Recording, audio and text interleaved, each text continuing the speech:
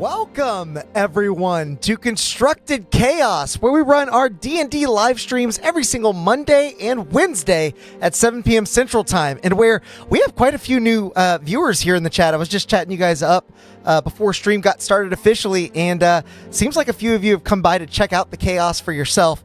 Welcome in. I hope you guys enjoy yourselves tonight. Make sure to like the video and subscribe to the channel if you haven't already so that you don't miss any of our future episodes. And if you're new here, welcome to Chat Plays D&D.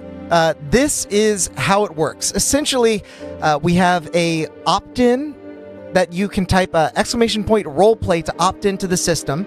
And then from there, people will be randomly selected throughout the night to pilot several characters that Chat has built and taken through 8 episodes, or rather through 7 episodes of adventure. Now, I won't lie to you. Tonight could be a pretty tough and pretty short night. I don't know how this is going to shake out, and I let it be known at the beginning of this campaign, I'm not pulling any punches for you guys. You know what you're doing. So, if for whatever reason this ends in a TPK, rest assured that the adventure will not end here. And we'll find out more about what that means as we move along. If not, then great, and I'm super stoked about it. Perhaps it has something to do with tonight's sponsor, Tabletop Beard, who has sent me the Necromancer beard oil tonight. You guys might need a Necromancer after a little while, but this stuff smells like graveside lavender, and honestly, it's about as soothing a gentle reprieve you could ask for. If you're interested in becoming a necromancer yourself, getting your beard nice and healthy and moisturized, head over to Tabletop Beard's website. The link is in the description below, and you can use code CHAOS20 for 20% off of your entire order. Do also, while you're around, check out the comment that we got from last episode. This one from John Washburn. That roll of 0 had me laughing. Yeah, John, I think that was actually an error on my end, that roll of 0, but we have had a 0 roll technically on the stream already. For those of you who don't know, you get to roll dice as the characters. You get to speak as these characters once you're piloting. It's really a lot of fun, and as always, we've got some brand new features for our system. I'll kind of let those play out as they go. These are more quality of life improvements that I've added, such as like spell check and a couple other things. But before I keep us waiting, do also check out our friends over at Darkport. They stream every Tuesday at 7 p.m. Central Time, so you can do Monday, Tuesday, Wednesday, all D&D, all really fun, Constructed Chaos and Darkport fam. We love those guys. Their link is also in the description. But with all that said, I'm not going to keep you waiting. I really want to find out what happens too. So let's roll that beautiful bean footage.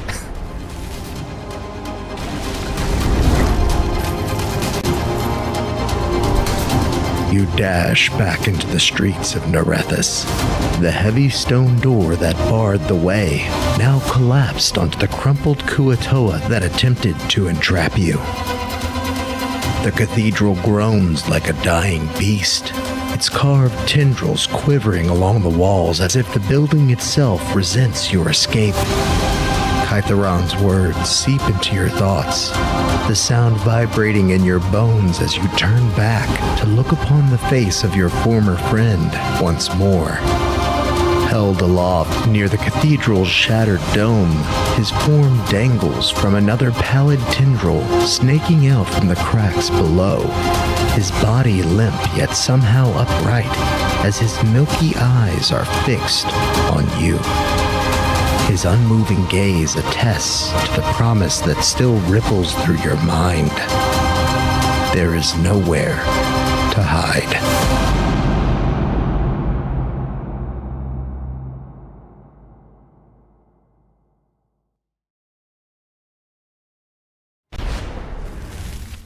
Welcome back, everyone.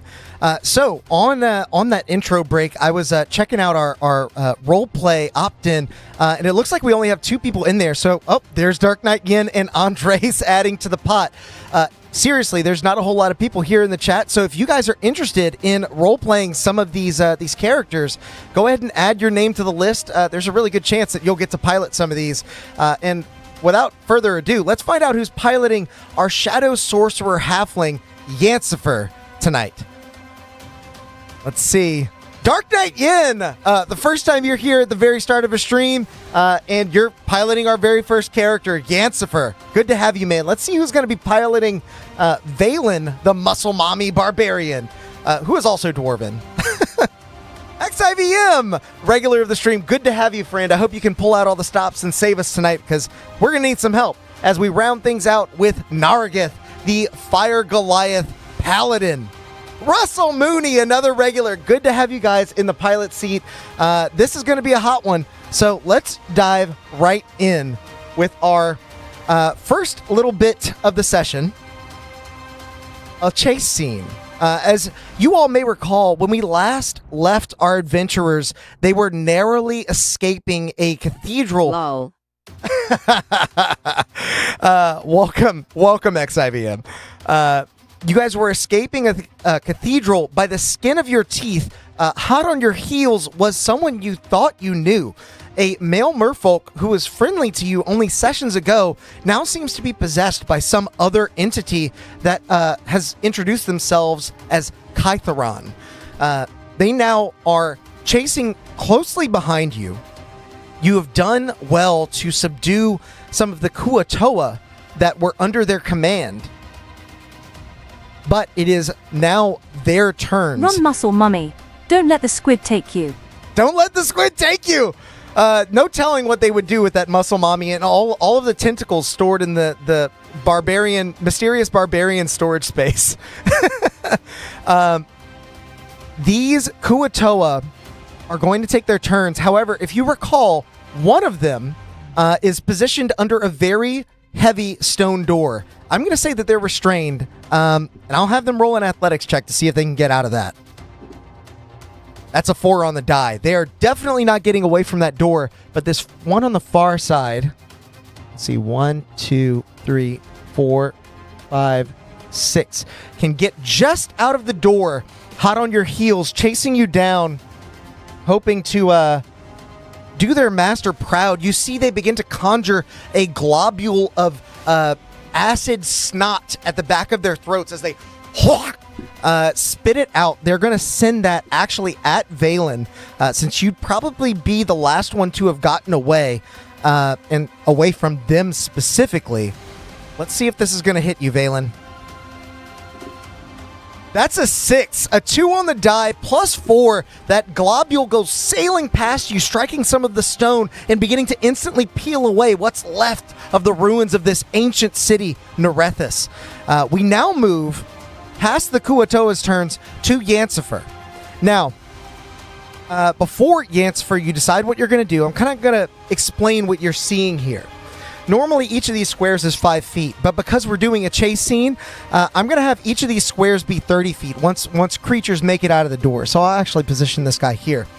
That way we can kind of keep track of how far you are from the enemies as we move along. The table is only so big. So with that in mind, Yancifer, Dark Knight Yin, what would you like to do? Keep in mind, the character sheets are in the description below if you need to reference those, but I can tell you that Yancifer is out of spell slots and only at 3 hit points remaining.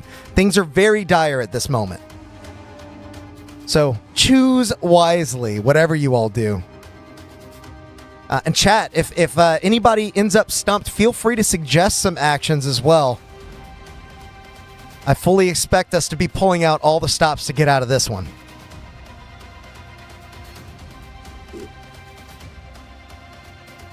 What do you think, Dark Knight Yin? I know you're encouraging Muscle Mommy to get out of there. You are Yancifer, the Shadow Sorcerer, a.k.a. the Land Shark Shadow Halfling.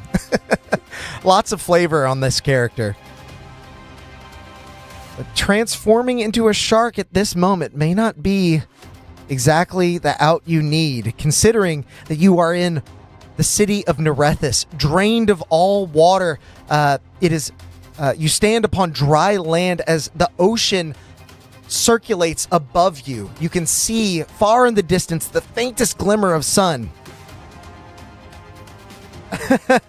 Ripsoul, welcome in. I know I caught you at the beginning of stream, but I'm so glad that you decided to join us tonight. It is always intense here, especially when we're doing Chat Plays D&D. because you guys know how to bring the heat. Andres, that's a good suggestion. Could the gym do something? Maybe that vial of ocean fire? Not a bad idea. There's not a whole lot of water in the area, so the gym that you have that helps you control water might not be super helpful, but the ocean fire sure could, potentially, depending on how you decide to use it. Again, all of these items are in the character sheet. Dark Knight Yin, let me know what you want to do. I'm going to give you a little bit more time before maybe we kind of jump around in the initiative so we don't hang up for too long. Of course, next in the initiative is probably the one person you don't want to go in this chase. You know what? Actually, Yancifer, I'm going to have you roll a d20. So do !R d20. Dark Knight Yin. As soon as you hear me, go ahead and do that d20 roll. This is a chase after all, and you left me with enough time to remember that I have complications prepared. Let's see. Oh, for some reason, that did not work. Ah, I see the problem. Try doing 1d20. You guys are already seeing one of the new features that I implemented, which is an autocorrect. I tested out a lot of stuff before stream. I did not try to roll a d20, which autocorrected to dex. Try and roll 1d20 instead of just d20. Whoopsies. Hey guys, we're learning together. It's always a little something. Otto's irresistible correction strikes again. Absolutely. Yeah, it's impossible to keep yourself from correcting there. So Dark Knight Yin, roll 1d20 instead of just d20. That should fix the problem for us. And hopefully it's not that 0 that got John laughing so hard last session.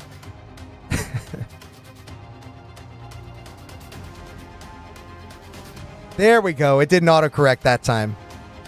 So we'll know for this stream. I'll fix it before next time, but a 4, normally a bad roll, but could be good this time. I have everything kind of mixed around, so you won't know what you're getting.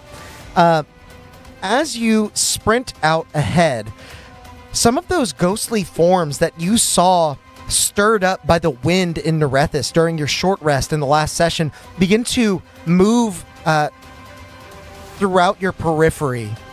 It's making it difficult to see where you're going, and you instinctively are avoiding these individuals. I need you to make a wisdom saving throw. So !R, whiz save.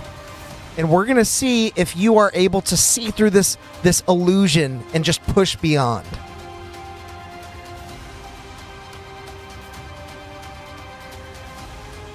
There we go. Ooh, a 6 plus 0, unfortunately, is not going to do it. So, as these ghosts are darting beyond, you're not really putting together that these are illusions. Perhaps it's because of the intense battle, the intense situation that you're trying to get away from, but you are instinctively avoiding these figures, and that makes this round difficult terrain for you specifically. So, as you try and get away from your pursuers, you're going to have a hard time doing that. You can dash, of course, as your action, so just let me know what you want to do. If you do choose to dash, just know that you have a limited number of those before I start having you roll exhaustion. For Yancifer, that would be 2 dashes, so you only get 2 in this whole ordeal, but it may be a use it or lose it situation.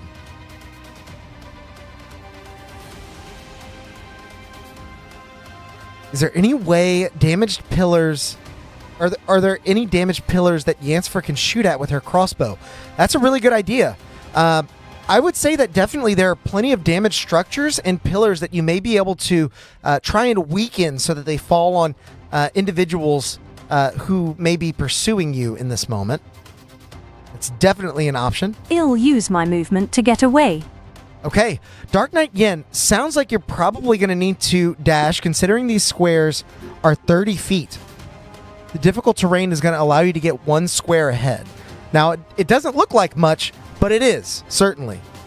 So as you rush away, using every ounce of energy remaining in your body, knowing that you are just a stone's throw away from an early grave, you press onwards and continue to put some distance between you and this Kytheron individual. And speaking of, it is now Kytheron's turn. They have 30 feet of movement. They're going to get out of the door here. Just with enough. And then she will fire a ray of frost on one of the structures to weaken them and make it easier to escape. Oh, I like that idea. Okay, so if you're using action to dash, so you get your 30 feet, I'll say your bonus action, quicken spell, Ray of Frost, spirals out of your hand as you sort of spin in the air just for a moment before not missing your stride and continuing onwards. You strike a pillar. Go ahead and roll. I believe it's a D6 for Ray of Frost. D8. So do exclamation point R 1D8. We'll see how much damage you do to this pillar. There is definitely a threshold here in terms of how much damage it's going to take for it to fall over. But while you're doing that, Kytheron is hot on your heels. 6, not bad. As the blast of frozen water strikes the pillar, sort of aggravating some of the wear and tear that it's... is usually 10. Good to know.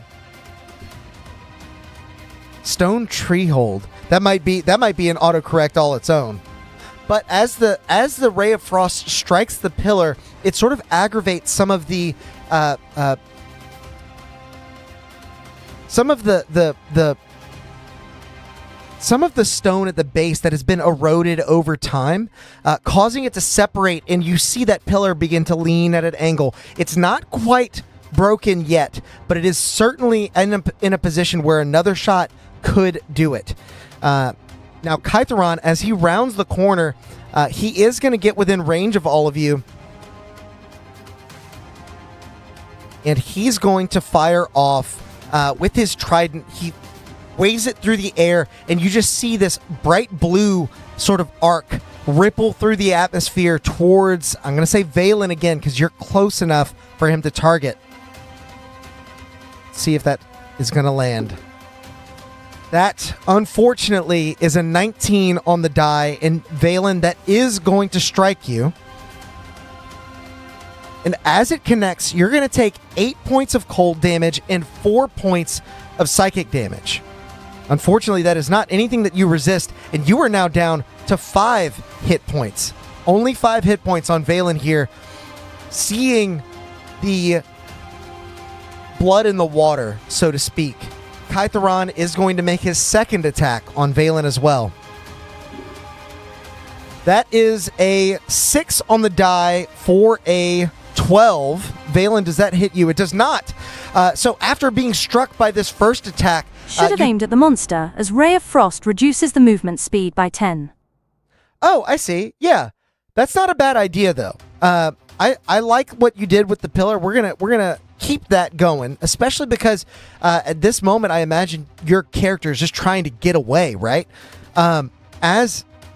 As this second attack comes at you, Valen, you've seen the first, and you drive your Morning Star into the center of this wide, bright blue arc.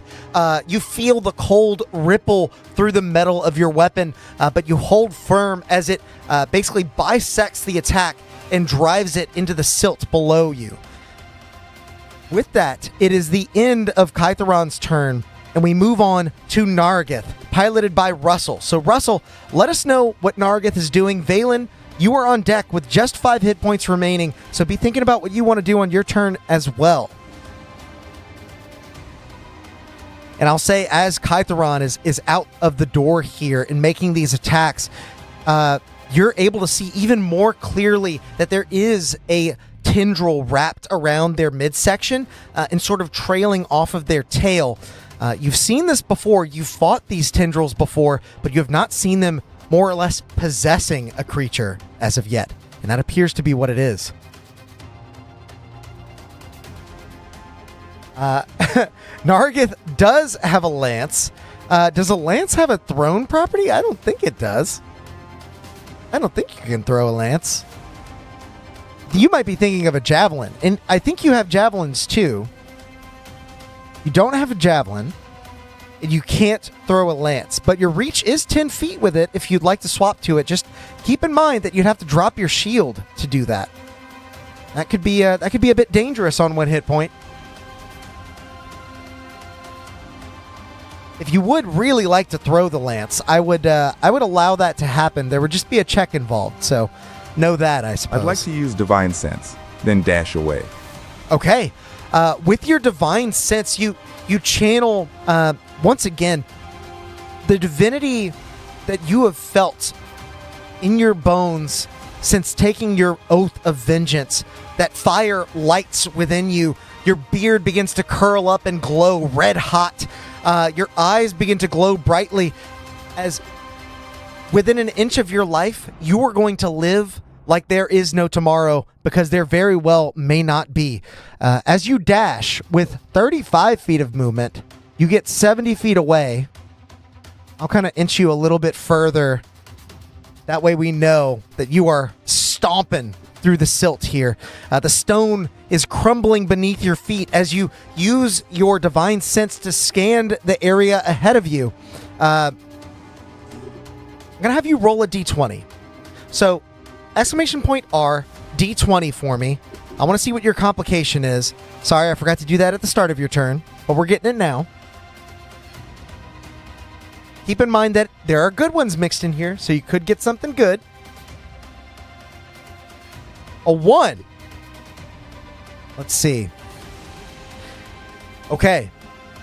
As you press on, you see one of the tendrils that was buried beneath the silt lift out and attempt to trip you. I need you to make a dexterity saving throw to see if you can avoid falling prone during your movement. So exclamation point R, dex save for me. Yeah, unfortunately a 1 is not one of the good complications. Okay, 17. You're able, as a matter of fact, I'm going to say with your long legs, your tall stature. I mean, guys, have you seen this mini? It's freaking huge. Barely fits on the base. You just step right over this tendril. It causes you no problems. You get just ahead, and you continue to scan the area with your Divine Sense. You don't see any celestial fiends or undead, but you do know there's certainly some aberration business going on. As we now move to Valen.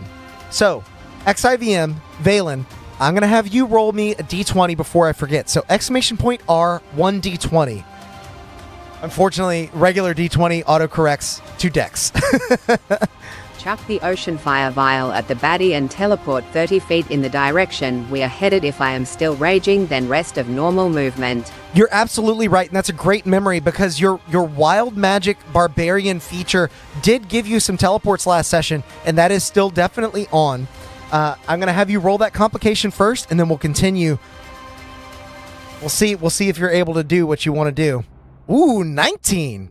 Okay, so Valen, as you turn and chuck this ocean fire vial, I'm going to save this complication for after what you're doing. Spoiler alert, it is a good one. You're chucking that ocean fire vial. I'm imagining, based on what you said, that's at the baddie, so Kytheron probably. He's going to make a dex save as you throw with all of your might this vial of bright amber liquid. Ooh, that might not save. Let me double check his stats. Okay, a 15, unfortunately, is going to save, but there's also a Kuatoa behind him, and that one is not going to save. So, as the acid sprays in the air, it looks like Kytheron has seen this before. Perhaps their mind is... the mind that's piloting this body is from another age, an age where this ocean fire was made. They recognize it instantly, and they spin their trident in the air to sort of shield themselves from the spray. This Kuatoa, however, is not wise enough and is doused in this acidic, coral-based liquid that begins to eat away at their skin. They now are glowing brightly, so any attacks against them have advantage, and they are going to be taking some extra damage on their turns. I'm going to go ahead and drop a magical effect ring so we remember. Now, Valen, you are rushing on ahead with 30 feet, and then you're going to teleport 30 feet. So that's as good as a dash there. Love to see that. But as you break into stride and you get almost alongside Naragath, you turn and you see a narrow alleyway offshooting from the main road that you didn't notice before.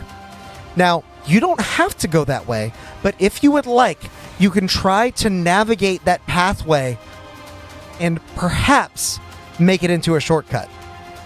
Let me know what you'd like to do, and I'll say if you do want to try and navigate that pathway, I'll have you make a survival check. The plot thickens.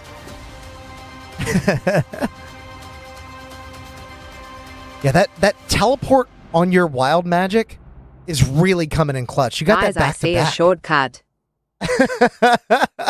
All right, XIVM, go ahead and make a survival check. So !R survival. If I remember right, you're actually pretty good at these. I hope I remember right. Oh, is that what you rolled? No, that's the 19. That's the D20 from earlier. There it is. Now it's rolling.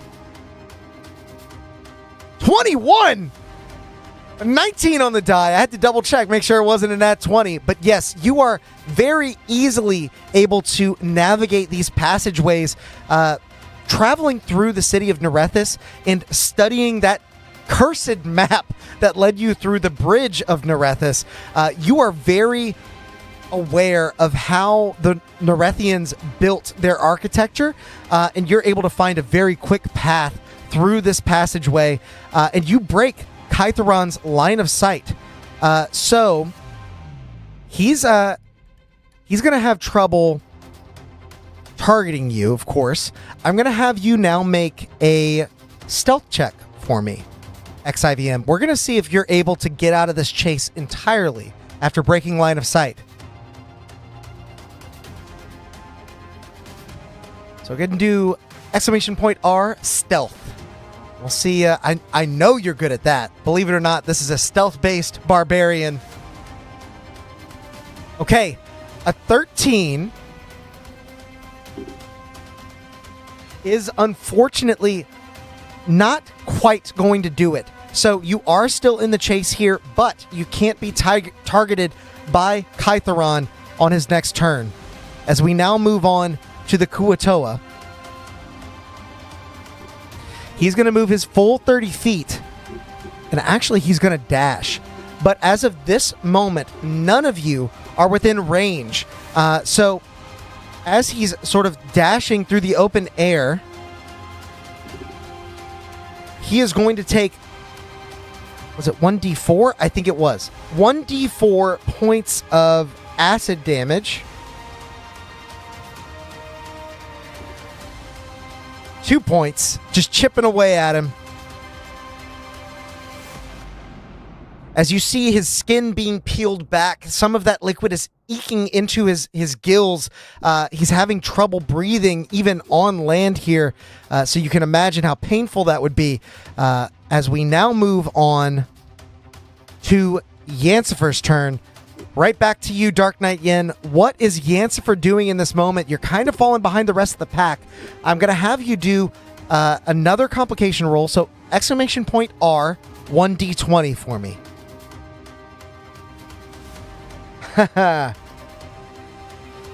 Shoot the pillar again. I like the ideas. That could go very well. A 19. Okay. You see your friend dart into this narrow pathway and you think that's a great idea, and you chase in after them. I'm going to have you make a survival check as well. And spoiler alert, just like you saw earlier, if If you roll well enough, you might get a chance to escape this combat entirely. So, exclamation point R, survival. Yeah, you guys found out that 19 was a good one. You just started targeting that number, huh? Okay. 15 is going to get you through this maze of different pathways. You're not quite as quick as Valen, but you do still break line of sight with Kytheron, so they at least can't target you next turn. Go ahead and make a stealth check for me now that you've made it through. Want to see if you're able to slip away unnoticed, halfling that you are. I think that makes some sense, at least.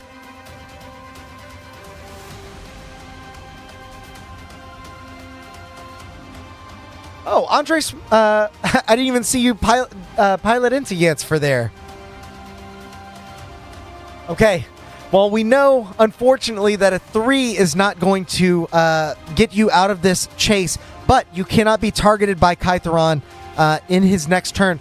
Unfortunately, Nargith, that leaves only you as a possibility. But before we get there, Yansfer, what are you doing on your turn? Andres, let me know. I know you have tons of ideas. I definitely want to see the fruition of everything Chat has been concocting come to bear here. Ready to kill our sorcerer. I don't know. Nargith is the one in danger here. He's gotten out ahead of everybody, but he's the only one that can be targeted by Kytheron next turn, considering he's out in the open.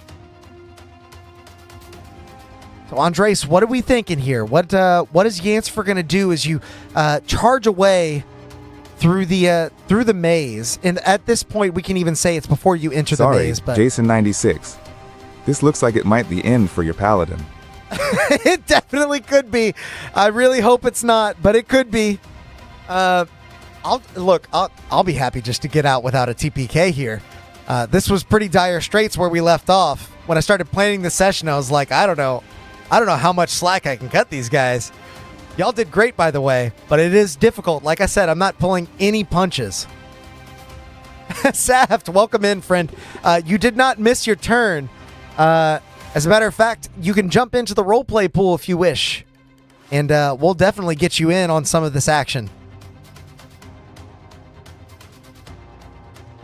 So, Andres, what are you thinking? I know you're building up as much flavor as you possibly can. I fire a shark of Shadowfrost that swims and rams into the damaged pillar at quickened speed. Yansfer then pulls out her unused crossbow and bolts. Okay. As you quicken your spell once again, I am going to mark off these sorcery points because I forgot to do it last time, but you're down to just 2 left, which is enough to convert into a first level spell slot if you decide to do that later. But as you quicken the spell, Ray of Frost the Pillar, go ahead and do a D8 for me. Exclamation point R, 1D8, to see how much damage you're dealing to this pillar. I have a number in mind. I will say that it could collapse on this damage roll if it's high enough.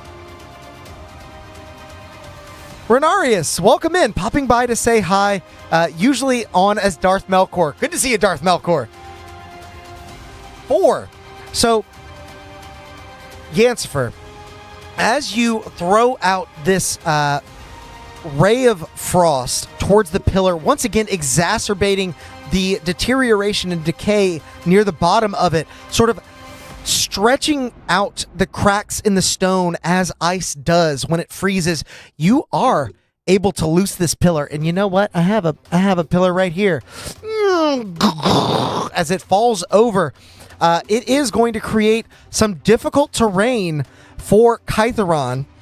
It unfortunately does not fall on top of them. They were not quite in its path, but that is going to help you to escape. You feel very confident of that.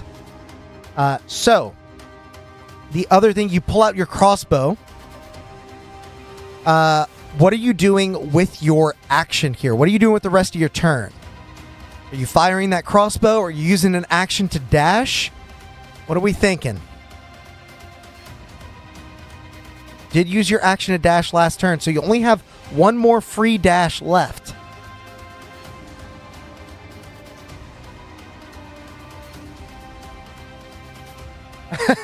Seems like chat wants to run. I think that might be the consensus here.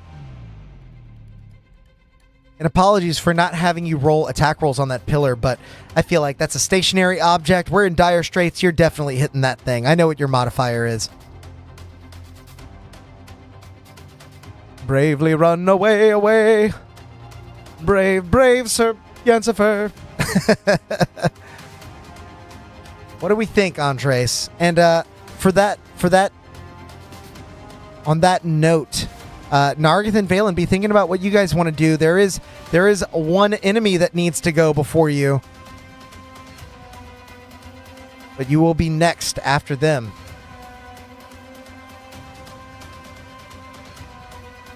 Looks like Dash seems to be the consensus. Oh yeah, no worries. No worries, Darth Melkor. It's good to have you here, regardless. And just drop by when you can. It's fun. Part of the appeal of this is that a bunch of different people can take these characters to where they need to be. It doesn't always have to be the same people. Yeah, 0 resources here. No spell slots. Darn, Yansifer mutters. Naragith head towards the alleys, Yansifer yells before teleporting away in a puff of shadow flame mist. Okay. Yeah, as you continue to rush forward, you do technically have your Misty Step. That is a bonus action, but I'm going to say, just for the sake of, making this as efficient as possible, instead of quicken spelling that Ray of Frost, we're going to bonus action free cast your Misty Step, and that'll save you on a dash as well. So, once again, just kind of keeping track of distance here, you're able to move 60 feet, and you see Kytheron kind of held up by this pillar as you look behind you, when suddenly, as it moves to their turn, you see their form lifting. The tendril begins to move for them, sort of carrying them over the pillar. Now, it is still difficult terrain, but this is technically a legendary action, giving them an extra bout of movement speed. They're able to get exactly on the pillar. So I'll just kind of back it up here. Now, from this range, they are actually not able to target Nargith. He is too far for them, just outside of range, and the two of you are in the alleyways, so he can't see you. That's a very good sign, but there is one more thing I need to check, because Kytheron has a bonus action too, if you can recall. And he does not get that recharged. So it is a wasted turn from Kytheron as you hear his voice echoing in your head, shouting obscenities, calling for you to come back and serve their patron. As we now move to Nargith's turn. Nargith, you are just outside of range of this foul fish person. I need you to make, or rather roll 1d20 for me to see what sort of complication awaits you in this chase. Really hoping for a good one for you. Really, really hoping. All right, Russell, what do we get here? What do we get? A 5. Okay, keep in mind low is not necessarily bad. And to that point, I'm going to have to share this graph with you guys later because you're not going to believe this. There is suddenly, being so in touch with that divinity, you don't detect a celestial, but you feel a divine presence as once again the wind ripples through the streets of Nerethys, putting a tailwind at your back and pushing you forward 15 feet. We're going to round up and say that's your full extra 30 since you had an extra 10 last time. That's your whole complication. No check, no nothing. You just got to move an extra 15 feet, putting you even further out of range of Kytheron. But there is still a chance he could catch up. As it is now your turn, what are you doing, Russell, as Naragith? And XIVM, keep in mind, Valen will be going next. You were shielded from Kytheron last turn, but as you exit that alleyway, shortcut completed, he does have eyes on you yet again. You are at a woefully small life total here.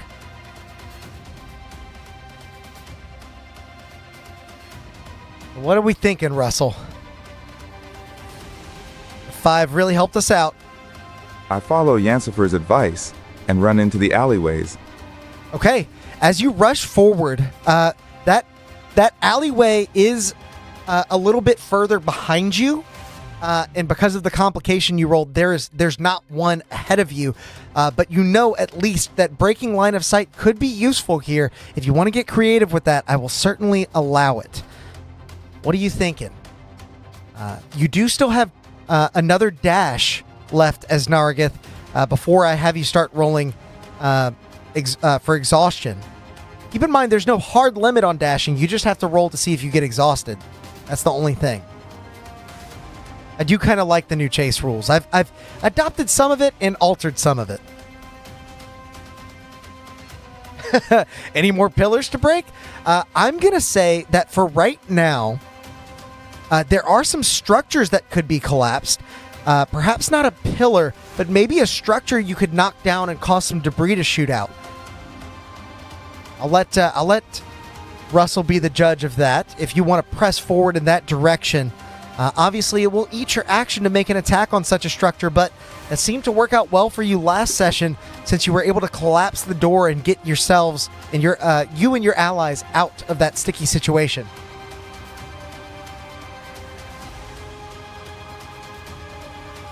So what do we think, Russell? The idea to rush into the alleys is a good one, but those alleys are behind you now. You'd be backtracking to go that way, so you know that's not a good idea.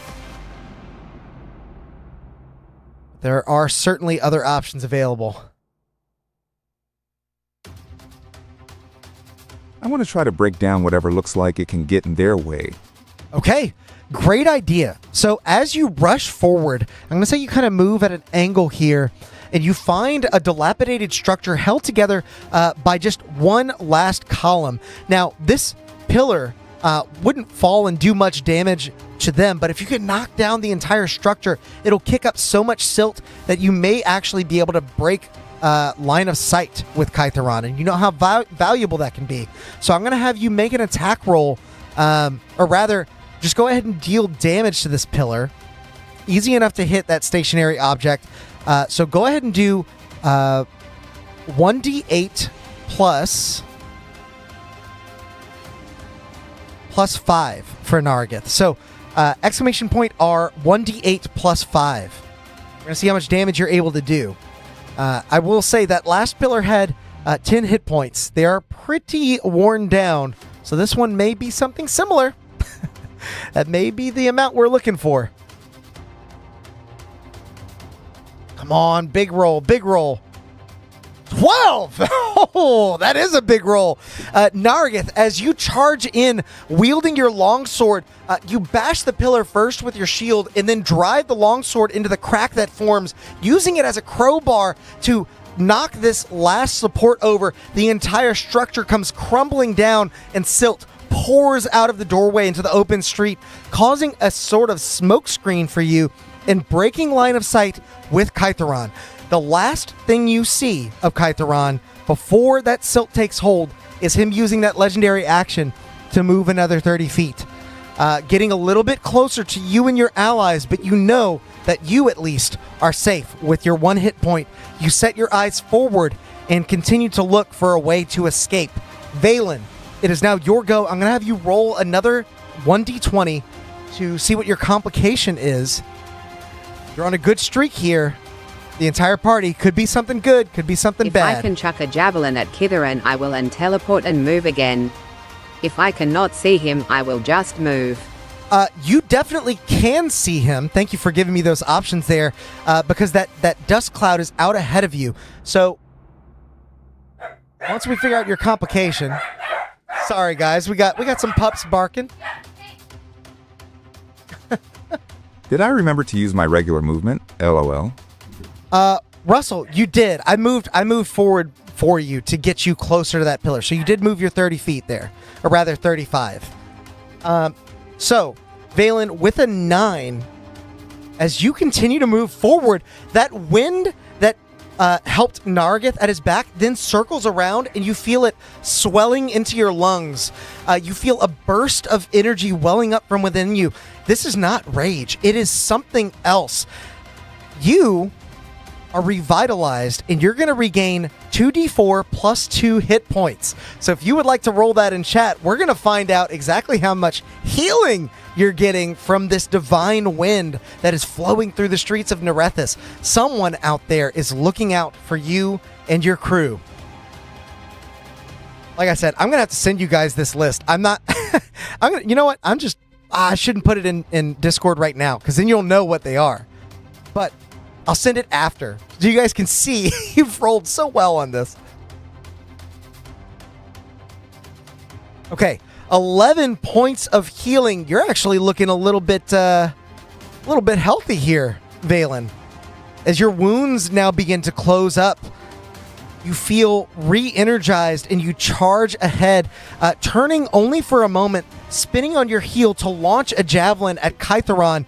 I'm going to have you make an attack roll here. So, exclamation point R, STR, attack. We're going to see if we can do a little bit of damage on the way out. Yeah, it could be Einir for sure. He is certainly the god of storms, as you've heard. He has a special connection with this place. 19 is certainly going to hit. Go ahead and roll your damage. I believe on a javelin that's going to be what, 1d6? Forgive me, I'm not a javelin boy. Yes, 1d6 plus 5 because you're raging. So, exclamation point R, 1d6 plus 5. Oh, Saft, are you not in the running? Yeah, that should be working. Let's see. Let me try and get that to work properly. There it is. Oh, shoot. I shouldn't have done that. I'm going to fix it. Don't worry, Saft. Don't worry, Saft. I'm fixing it right now. It was probably because it does detect if you've been active. You've got to be active within the last 5 minutes in chat for it to select. But I fixed it. Saft, you are in control now. I'm going to have you roll... XIVM got the 10. So as that javelin hurtles through the air, guided by this divine wind, feeling that resurgence of power flowing through your veins, it strikes true into the fishy scales of Kytheron, your old friend that you met as someone else. Their blue blood begins to dribble out from between their scales as they pull the javelin out and throw it to the ground. You did certainly wound them with those 10 points of damage, but now you know it's time to scurry onwards. You move your 30 feet and then bonus action teleport, moving you just behind Nargith as you continue to rage. I'm going to say you're not quite able to get into that silt cloud that he's created, but you at least feel a lot better having 16 hit points to your name instead of just 5. As we now move to the Kuatoa's turns. Now, this Kuatoa is struggling, especially with that difficult terrain in front of them, and as they try to climb over, the last thing you see of them is that acid sort of peeling away to the bone. You see their eyes sort of popping out of their sockets as they and then crumble to the ground. This Kuatoa is no more thanks to the ocean fire vial that you threw in their direction. With that, we now move to Yancifer. So, Andres, Yancifer, what would you like to do? You are only 60 feet away from Kytheron, and at this point, you feel you are well within his range if he wants to strike out at you. So, with just 3 hit points remaining, what are you going to be doing? Let's roll that 1d20. I didn't forget. You forgot.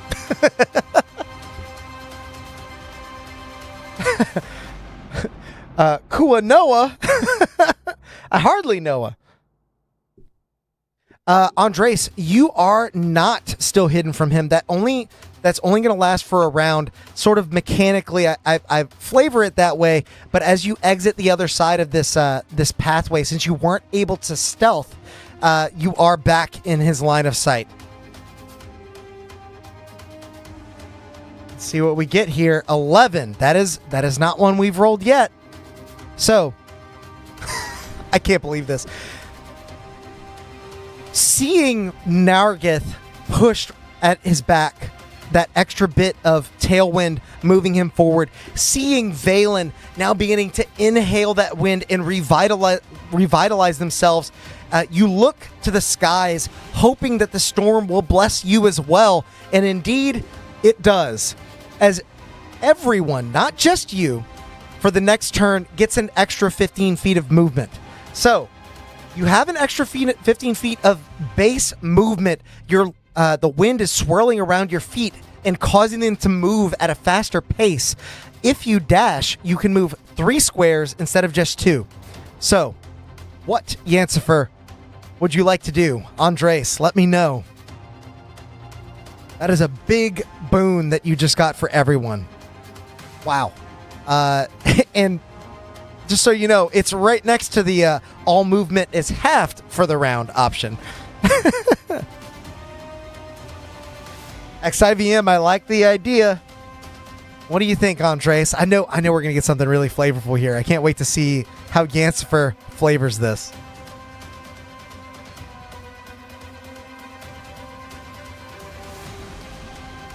This is about as close to a TPK as we've gotten, aside from the actual TPK we had. If you're new to the channel, if you're new to the stream, definitely watch through this campaign. There were some pretty intense moments to even get us this far. Something tells me we may actually be able to get further. Are there any structures that you can target? I'm going to have you make a perception check, Andres, to see if you can find something that is ripe to be knocked over.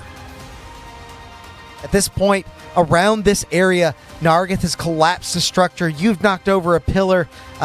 Most other structures might be a little bit too sturdy, but with a good enough perception check, perhaps you can find something that will work. 17 is probably going to do it. So as you look out ahead of you, you don't see any more man-made structures that you can knock over, but you do see a relatively fragile, dried-out husk of coral that sort of hangs over one of the walls that lines these city streets. If you imagine you're able to strike that, it may actually send some sharp shrapnel across the ground, causing even more difficult terrain and maybe even a bit of damage.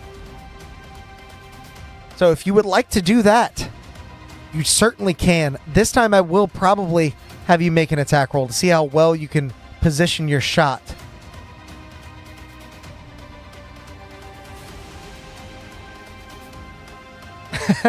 The best thing to ride there is Nargith. I absolutely agree. The man's got 35 feet of base movement and now 50 thanks to the tailwind that Yancifer has summoned. Andres, you do not have access to Magic Missile in the moment. However, you do have your sorcery points, and you can convert those into spell slots as a bonus action. So if you would like, you can bonus action either your 3 remaining sorcery points into a level 2 slot, or 2 of them into a level 1 slot as a bonus action. Just keep in mind that that will be your action and bonus action to Magic Missile and convert those points. So high risk, high reward. I like the idea, though. That Magic Missile has really been paying off for you and the rest of the party. Definitely one that I tend to pick up, but I don't use as often as I feel like I should.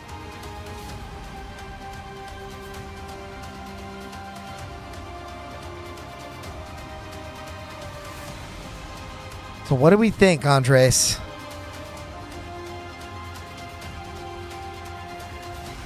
You're converting those sorcery points. You are technically still within your innate sorcery as well. That's not something that's really come up because you've been either Magic Missile or auto hit, but that is good to know. It's tricky piloting a spellcaster in the heat of the moment. Lots of options, especially when you realize you've got some sorcery points left. For those of you who are new to the channel as well, I will take a moment to mention this. I took a lot of inspiration from the new sorcerer in designing my own class that is in our new homebrew pamphlet. It's called the Wrath class. It does some interesting things that the sorcerer doesn't, but this is definitely something I liked from sorcerer. What does innate sorcery do again? It gives you advantage on attack rolls for spell attacks and adds 1 to your spell save DC for spells you cast. So wouldn't come into play for magic missile, but is still good to know if you decide to do something else. Yeah.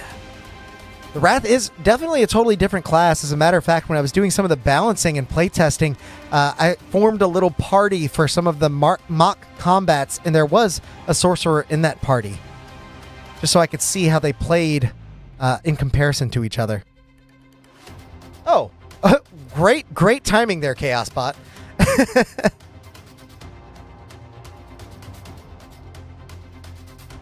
So, Andres, let me know. What do you think, man?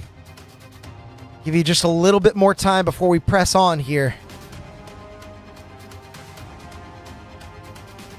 And I know you guys are doing the most here. You're doing a great job because, while I have to kind of keep track of a lot of things for stream, you guys have to keep track of how to play several characters all at the same time.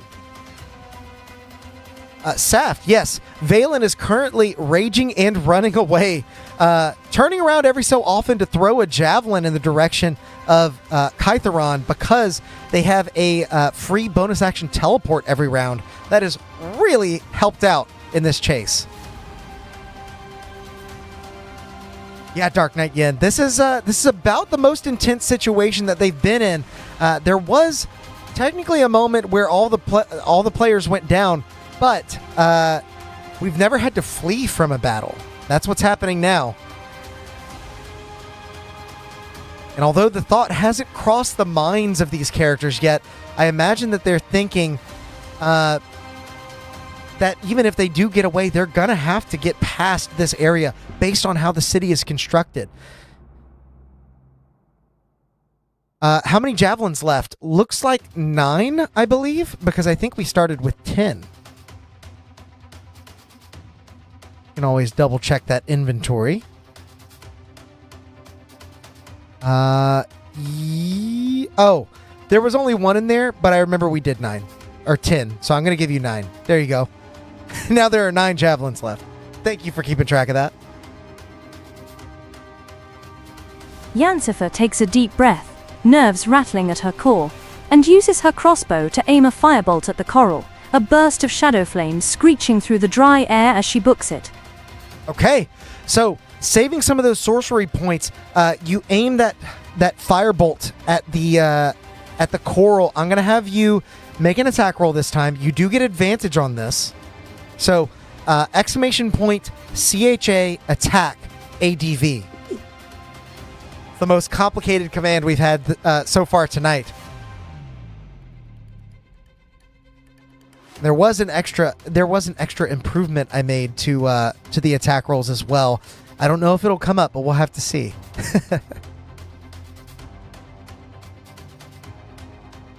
Always looking to make things a little bit better. You've actually found the improvement that I made. Oh, I thought I did. Dang, it didn't work. Okay. It's got to be CHA, attack, ADV. Dang it. I had tried to make it so that if you just typed attack, it would work, but it looks like that's still a little buggy. So I'll try and work on that for next session and try and bug test through it. So exclamation point R, CHA, attack, ADV. Yeah, that should work. There it is. Okay.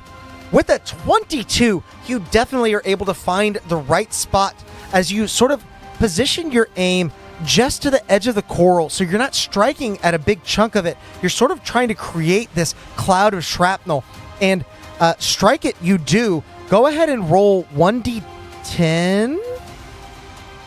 1d10? 1d10 to see how much damage you do. Looks like XIVM is now Yancifer. So XIVM, go ahead and roll 1d10 for me to see how much damage we're dealing to this coral. And we're going to see if this plan by Andres pans out. I like the idea. I definitely do. You guys are also doing a great job of creating difficult terrain for your pursuers. Okay, as that 4 strikes the coral, I will say some jagged points of shrapnel scatter across the silt, but it's not quite enough impact to deal instant damage to these creatures or to create difficult terrain. So it's not difficult terrain, but the creatures are going to take some damage as they travel across that area. You've essentially laid out natural caltrops with this attack. Now, that does still leave you, we'll say, I don't know if he was intending to quicken spell. I know we're trying to dash to get out of here. So I'm going to say that you quicken spelled that, so you still have your action to dash if you would like, XIVM.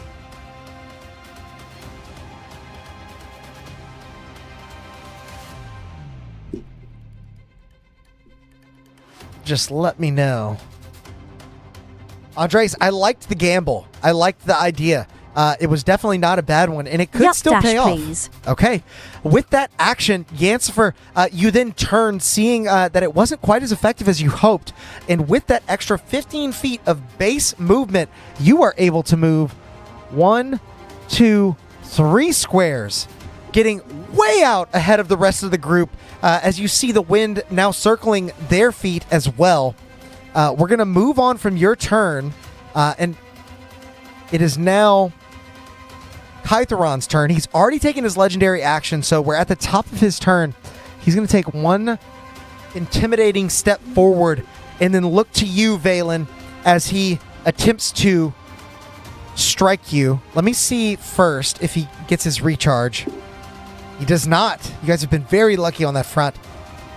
So he makes his first attack, drawing his trident across the atmosphere, and a 16 plus some stuff.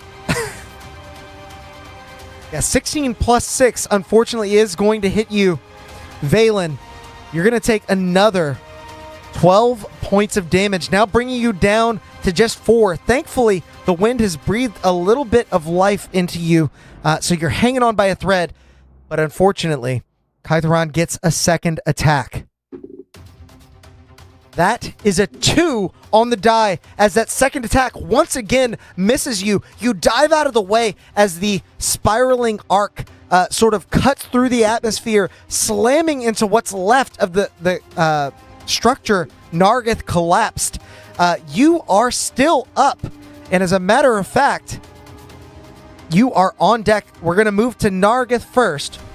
So Nargith, let me know what you want to do, but first, roll that d20 for me, 1 d20, and we're going to see what sort of complication you get, be it a good one or a bad one.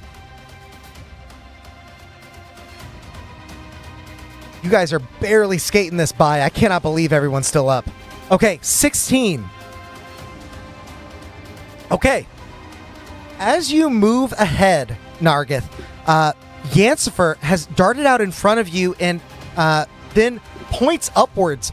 Yancifer, as you round a bend, you see there's an archway that's sort of crumbling, and keeping an eye out. How close for is these... Nerethys to the coral as well? At this point, Andres, Nargith would be about, I'm going to say 90 feet away from the coral. Yancifer was able to strike it pretty true, but she's now pointing out another obstruction you may be able to use, an archway that appears to be damaged and could collapse at the right time if you were to rush under it and swipe with your longsword. I'm gonna let you make a judgment call for me here. Let me know if you want to swipe at this arch. It could be a good thing, but there's a chance it could also collapse on you. There's a check involved. So I'm going to let you decide what you want to do with that information. And because this is Andres, I'm guessing we're going after that arch. Keep in mind that Nargith has 50 feet of base movement on this turn. That was quite a roll that Yancifer got last turn, which was also you. What are we thinking, Andres? as Yancfer sort of maneuvers past that archway, not quite tall enough to reach it. She knows Nargith may be able to just swing his lofty sword into it and collapse it just in time. But it is a risk. Fun, but stressful. That's exactly how I would describe this, Russell. This is pretty intense. I've got a lot more planned, too, assuming we all live.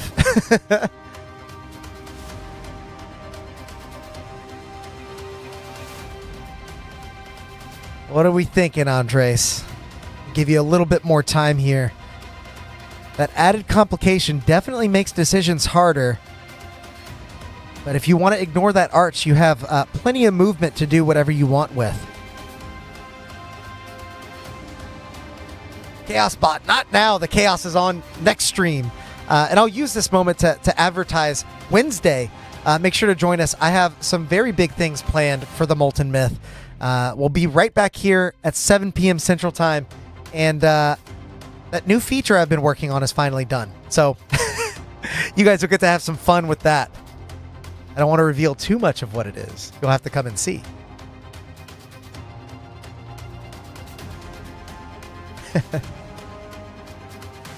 Yeah, the chaos points don't work in Chat Plays D&D because I feel like that'd just be a little too complicated, but maybe once we get this system figured out, we can start adding chaos points into the running.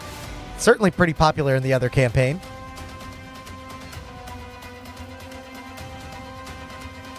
Yeah, I've got a pretty good feeling it's getting triggered. Andres, let me know. Oh, there we go. Valen, be prepared to teleport again. Target the coral if I make it out. Nerethys cries out, flame and heat igniting further with divine grace as he runs past and strikes the arch with all his might. Okay. Nargith, you leap up and strike at the arch. I'm going to have you, instead of an attack roll, I'm going to have you make a investigation check. So !R investigation to see if you can determine where to strike this arch so that it falls at the right time. You don't want it to fall right now. You want it to fall just a moment later whenever your enemy moves through. Let's see. Okay. 16 is definitely going to do it. As you leap up, a small leap, because it doesn't take much for you, you are able to position your longsword in such a way that you weaken one of the sides of the arch.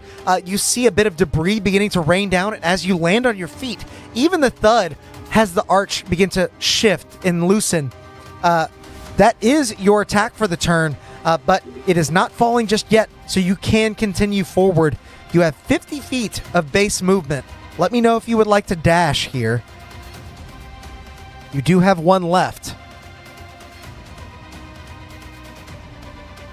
That would be a full 100 feet for you.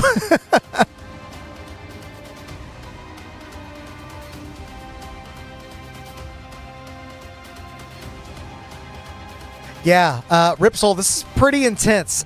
This enemy is, because they're being moved along by this tendril, they have a legendary action. It's the only legendary action they have. I'll spoiler alert that. But they have a legendary action that lets them move their full movement, and then they have another 30 feet. Sort of like something else is moving them. But as of right now, our adventurers have quite a bit of movement at their disposal. No escape, just pain. That is also an option here. We'll have to see how it shakes out. Let me know, Andres, what you're planning to do with all that movement. Like I said, that was your. That's a good point. That would have been your attack for the turn. I'll still let you dash because I did kind of tee you up for that. So if you would like to dash, I'll still let you do it. And we'll say that'll be a bonus action dash. Or maybe your divinity is what shook the pillar loose, and that was your bonus action. While I'm thinking about it, I'm going to mark off that channel divinity. Keeping track of all these features is hard enough without me forgetting to do things.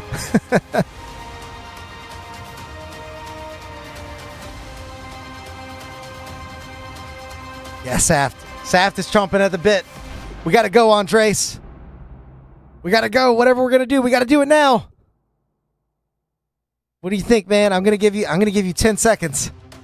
10, 9, 8, 7, 6. Beard bursting into pure flame and pooling on his back. Nerethys rockets away with a boom, sacred wind and ancient flame, creating an after booster that me...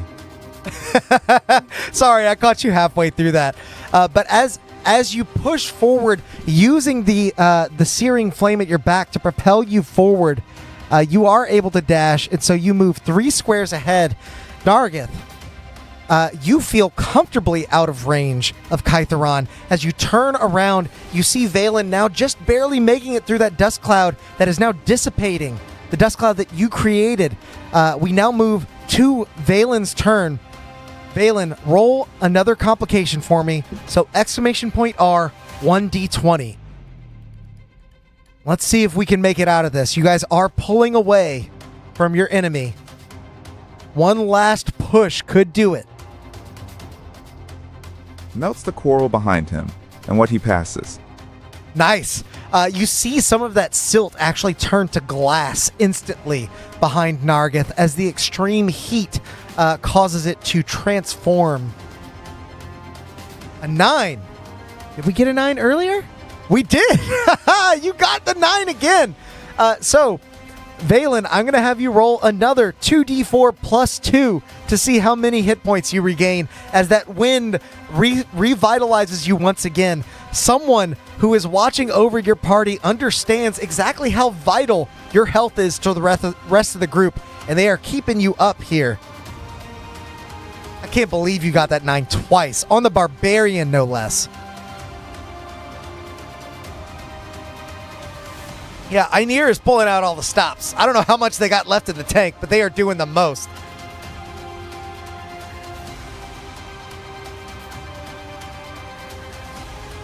That's okay. I'll add the extra.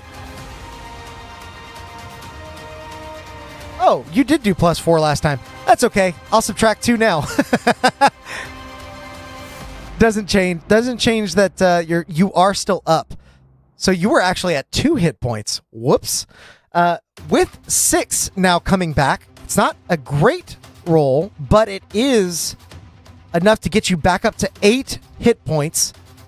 Just enough as you power forward. So, Valen, you've got 45 feet of base movement and a 30-foot teleport. What would you like to do? How close is Valen to the coral? Valen is about the same distance as Nerethys was. I'm going to say maybe 90 feet. But at this stage, you may want to use the most of the movement you've got. I appreciate that, XIVM. I didn't catch it before, but I appreciate that you guys are playing by the rules. Believe you me, if that made a huge difference, I might have considered just letting you get away with it, but it didn't. So we're happy to walk it back. I agree. Like I said, I'm not pulling any punches. This is challenging. I'm not making these combats easy for you. Oh my gosh. Nerethys and Yancfer are off the screen, I just realized. So, Saft, what are you thinking? As Valen charges ahead, seeing your 2 allies now making it just underneath the archway that is crumbling and dusting over, you see your chance to leap out ahead and potentially... I would like to move my full movement and teleport, maybe dash if the opportunity presents itself. If I can throw a javelin too, then great. Okay, so Saft, I'm gonna let you save this javelin, because as you dash ahead, the streets twist and narrow until the pale tendril attached to Kytheron pushes him forward. You leap ahead, teleporting at the last instant as that archway collapses onto Kytheron. You turn and you see your enemy shudders and halts as the pale tendril is drawn as taut as a bowstring, pinned underneath this archway. His milky eyes lock onto you from a distance, his form suspended like a marionette in the stormlit haze. The tether drags at him, pulling him back into the ruins as his voice claws into your minds one last time. Run while you can. The city itself will finish what I cannot. With a final lurch, the tendril yanks him into the shadows, leaving only the hollow moan of the storm and the echo of his words behind as you stumble back in the direction from whence you came. I think right here is about as good a moment to take a quick break. So, we'll be back in about 10 minutes. Well, Don't that was go easy, nowhere. huh, guys? It was so easy. Don't go anywhere. Make sure to stick around for some extra chaos points during the break. Join the raffle, and we'll see you in about 10. Bye.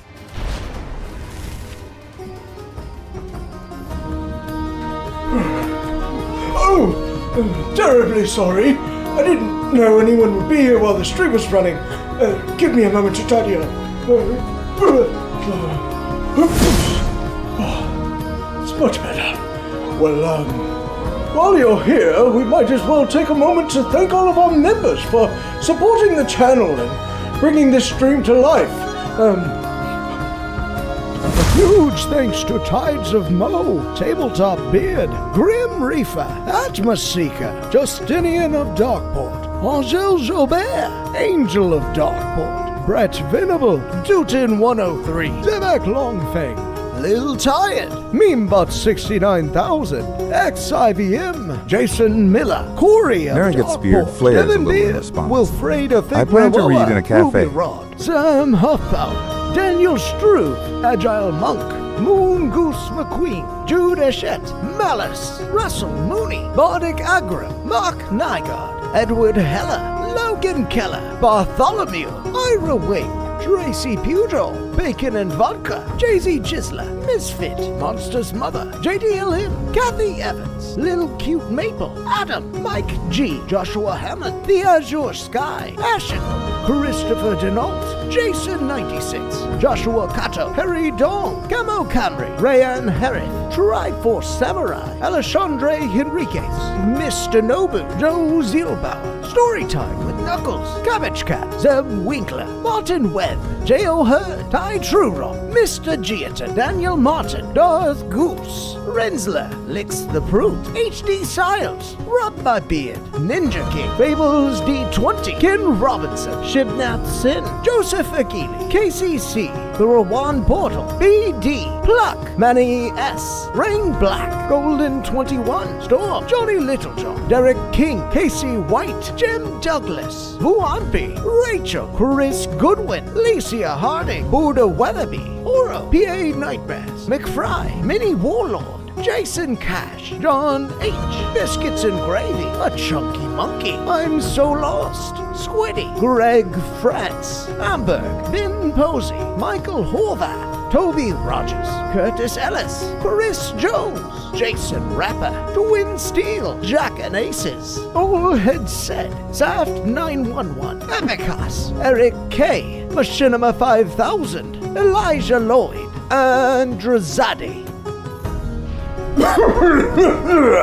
You know, members get tons of unique benefits as well, like these weekly shoutouts and emojis that they can use in the stream chat, and a heaping helping of chaos points that can be used to, well, perhaps it's better to show you.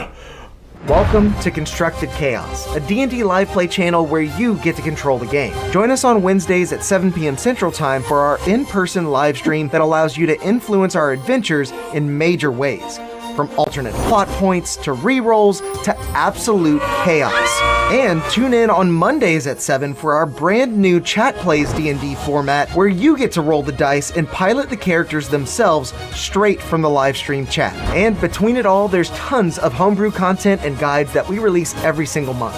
So be sure to subscribe to the channel. And until next time, go out there and make some chaos.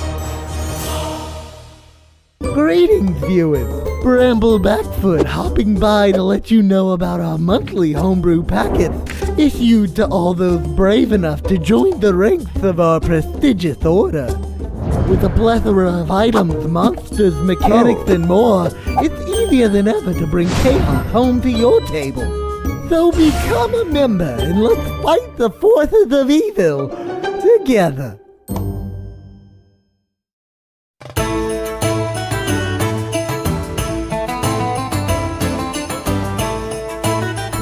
Thank you. You're all too kind, and the drinks are on me tonight. Ha ha ha ha! Oh, you must not have enabled gifted memberships. Let me show you how. Ha ha ha ha! What you'll want to do is make your way over to our channel page and then add /allow_gifts. From there, you can turn on the toggle for free stuff and join in the chaos. Ha ha ha ha! Now for my next tune, a little ditty about a dead necromancer named Pinky. Hello, Drazad here.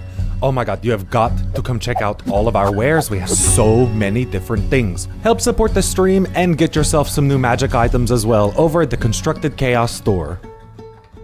Greetings to all my bearded brothers out there. I'm Alex, also known as Constructed Chaos on YouTube, and I'm here today to tell you a little bit about my friends over at Tabletop Beard. This family-owned beard oil company is run by three brothers that have combined two great loves of mine: tabletop RPGs and beard care. And it makes a lot of sense because, as I'm sure many of you know, growing and maintaining a healthy beard can be an adventure all its own. I started my quest back before I was even on YouTube, and I guess you could say I was stuck at level 1 for a while, constantly itching my way through life with a wild and unkempt beard and just trusting hairspray and regular shampoo to get the job done. Believe me, I was rolling nat 1s on just about every charisma check I made at that point. But eventually I started trying various beard care products like oils, butters, and balms, and I found some that worked well enough, but none of them really tied into my backstory. Not to mention my wife was constantly complaining about the smell. Then I was put on to the products from Tabletop Beard, and let me tell you, it was a match made in heaven. Or hell, depending on what kind of flavor you prefer. These guys use a premium oil blend of meadow foam seed, rosehip, golden jojoba, argan, avocado, and sunflower oils to create the most high-quality product that contains no cheap filler or artificial oils that you typically want to steer clear of. And each scent has been expertly crafted and matched to a familiar TTRPG style, so you know exactly the kinds of vibes you're putting out without the scents being too mundane or too overpowering. To top it off, all their products, oils, butters, and balms are made in small batches, so the quality control is top-notch, and so is the customer service. They're always looking for new ways to meet and exceed customer needs, and I've even heard that they have some new ideas cooking up behind the scenes. So consider this your session 0 and take some time to check out Tabletop Beard today. Truly, they're the only starting equipment that you need for your own successful beard care journey.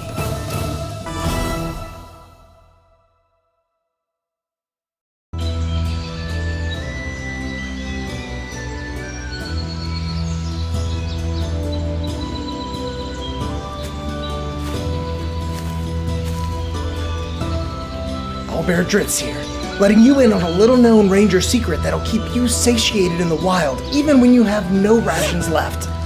Ew, not that. I'm talking about subscribing to the channel and hitting that bell icon.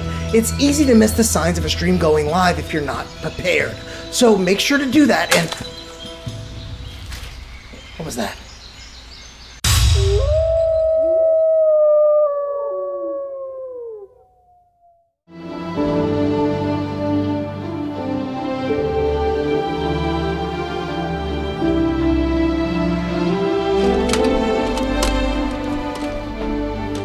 Hold it right there, adventurer. We're looking for some deviants that refuse to like this video while they're still watching. You wouldn't happen to know anything about this heinous crime, would you? Well then, as you were, but stay out of trouble.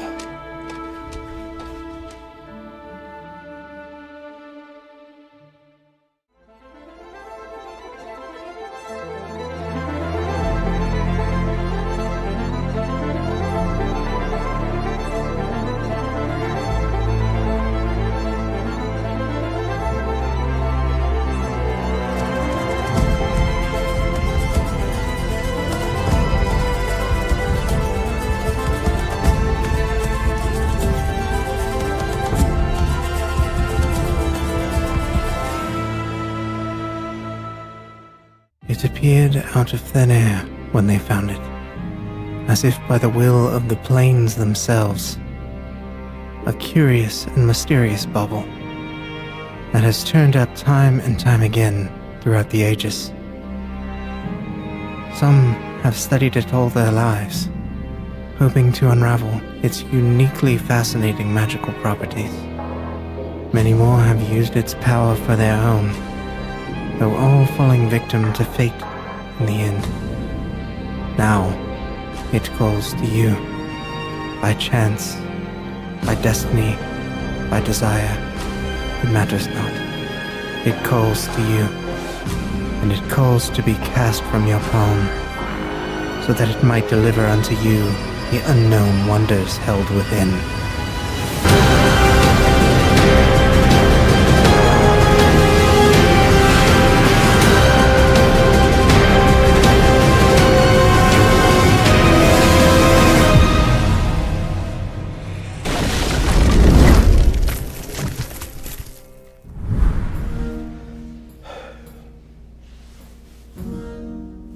How much longer are they going to... excuse me. Are they still not back? Wait there just a moment. I'll fetch them for you. The little chaos gremlins. You have people waiting, you know!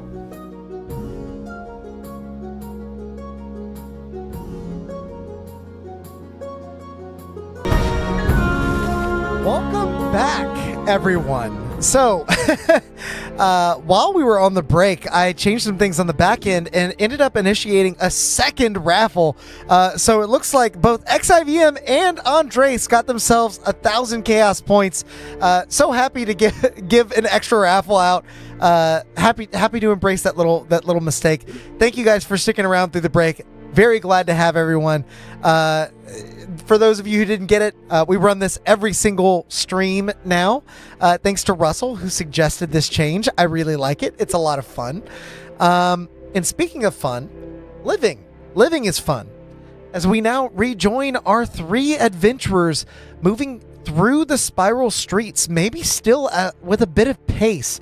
XIVM as Yansfer, Saft as Valen, and Andres as Naragith, as you maneuver back through the spiral path with just the faintest hint of consciousness fading at the edges of your vision, closing in.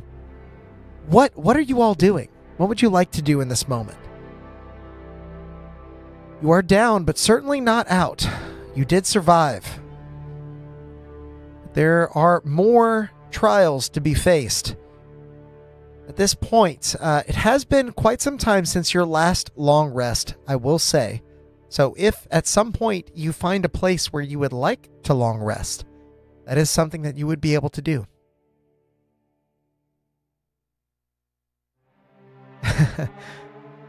Tiago, getting close to that 400 point total there.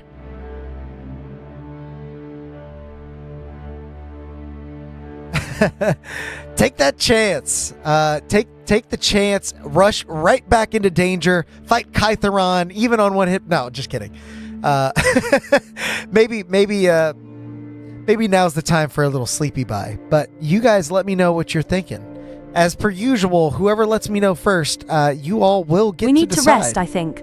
Also, as a side note, how do you enable gifts? .lol. How do you enable gifts? There's if you go to our channel page and add /allow_gifts, there's a toggle that you can turn on. And as long as you have that toggle turned on for our channel specifically, you should receive gifted memberships. I don't know if that was for you or for Ripsoul there. Is there a place I can easily see or sense around me that could allow us to sleep? Absolutely. Since both of you asked before I prompted the check, XIVM, I'll have you make a perception check, and then... Nargith's beard finally extinguishes as Nerethys scans for a cafe, fully intending to read more of the book Mysteries of the Deep. Absolutely. Trying to curl into bed with a good book. Nothing hits like a good book when you're on 1 hit point. So, XIVM, I'll have you as Yansfer make a perception check. And then Valen, I'll have you make one as well here in just a second. Okay, a 15's pretty good. But Valen, I'm going to see if you can do any better. Nargith, I may give you a chance here, but let's see, Valen, if you're able to perceive a good spot that would be hidden away and safe enough for you all to long rest. 15 is pretty good. We could get something better from Saft here. Looking for that underwater coffee shop. Yeah, Odd the Bard, welcome in. We definitely almost died here. Okay. A nat 1 is not going to do well, but Valen, I'm going to say as you sort of scan the horizon, just a slightly shorter perception than you, just that eye line just a little bit lower, your halfling friend is able to spy out ahead of you where the path sort of narrows around a bend. Off to a side, you find the skeletal remains of a massive structure. Its walls are crafted from a mixture of stone and iridescent shell, and faded mosaics along the exterior show what appears to be Nerethians handing tools to one another.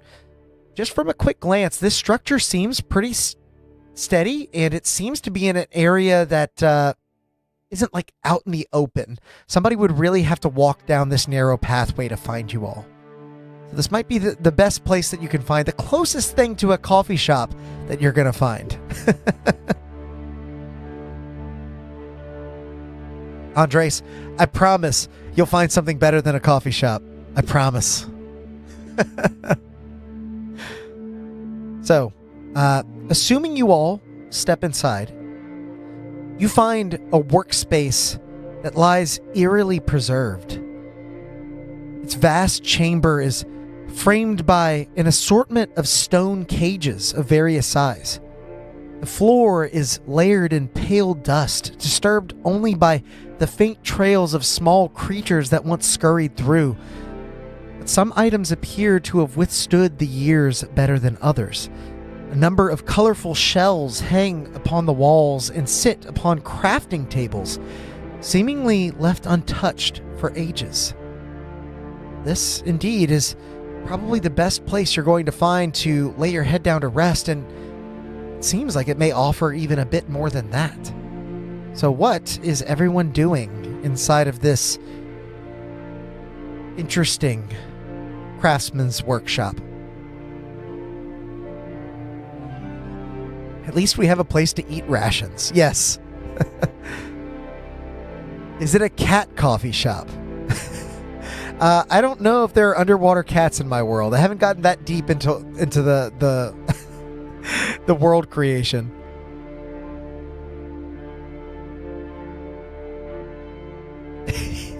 Inhospitable to kitties. Saft, you said it better than I could. Underwater makes hard to breathe.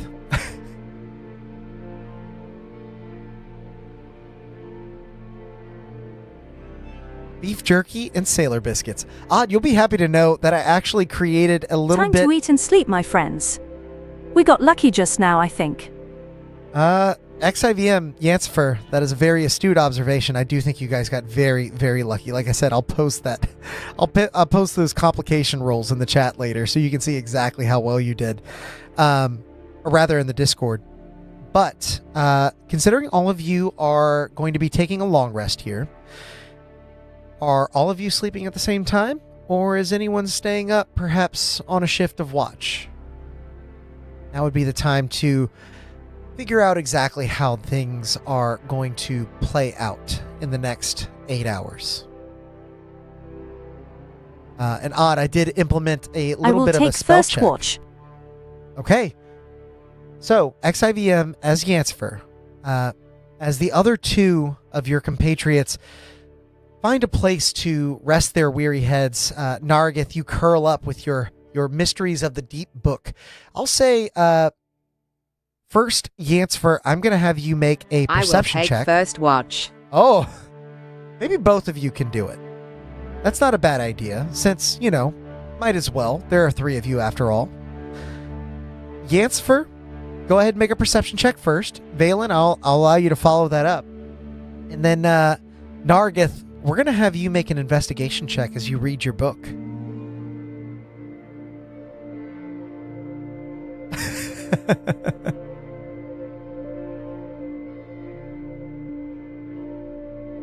Okay, with a 13. And Saft, I'm confused. Are you asking to take second watch instead of first? Is that what you're asking in chat? I agree, Nerethys echoes as he walks to the shell forge and lights it before dragging over a seat and preparing to read a couple more chapters of his book. Absolutely. So, while we wait to hear from Saft to see if that was indeed the intent to take second watch, Nerethys, I'm going to have you make that an investigation check. Oh my gosh. Is that 2 nat ones in a row? Andres, I'm so sorry, man. As you pore over this book, the weight of the day is weighing heavy upon your shoulders. It's not that you can't read it or you can't find the information. It's that you can't keep your eyes open. It's raining nat ones. And you are quick to fall face first asleep into the tome you carry as you snore quite loudly. Now, Saft will be taking second watch, so Valen, you find a cozy spot as well. And with your 13, Yancifer, you stay vigilant, trying to keep an eye out of the front door that leads into this forge. Whatever door was there long ago is there no longer, and so you are somewhat exposed by that measure. However, after a bit of time, you feel as though you're relatively safe. You don't hear anything. You haven't seen much. And so your gaze begins to wander through this shell forge, as Nerethys so aptly put it. And you find a couple of items of note. First, you see a bracer shaped from a single spiraling cone of polished shell. It hangs upon the wall, and as you take it down and have a look, you see translucent strands of kelp wrap like fiber around the inside of it where it would strap to an arm. And then, hard to miss, another item made completely of shell. You see a set of armor in the corner that consists of overlapping plates of pale lacquered shell fitted to a sturdy but surprisingly flexible frame. Plates carry no metallic clank as you sort of rustle them around, making them far quieter than standard plate, but they are very heavy. And as you sort of take a moment to look over these items, you do hear something. Something from outside catches your attention. And through a gap in the forge's broken wall, so as not to expose yourself through the doorway, you see a bit of movement stirring in the gloom. A silent line of robed figures gliding down the spiral street. 4 cultists, their faces obscured by pale hoods, shouldering yet another palanquin brimming with water that sloshes softly as they march. Their voices, what you heard, murmur in unison. A low, droning chant that you can't quite make out with a 13. But you can at least hear as that chant fades into the distance, as they vanish deeper into Nerethys towards the city center. It seems that even with all your meddling, the depths continue to attempt to revitalize the tendrils that run the length of the city. If they would have their way, Zealous would return as soon as possible. With that, your watch does end as you take a moment to wake your ally, Valen, so that they can take in whatever lies in store for them. So at this moment, unless there's something you want to do, Yancifer, before going to sleep, Valen, I will have you make a perception check as well.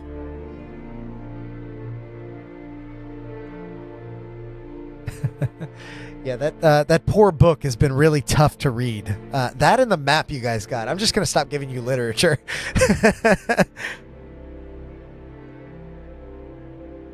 So Saft, go ahead and roll that perception check for me. ! R, perception.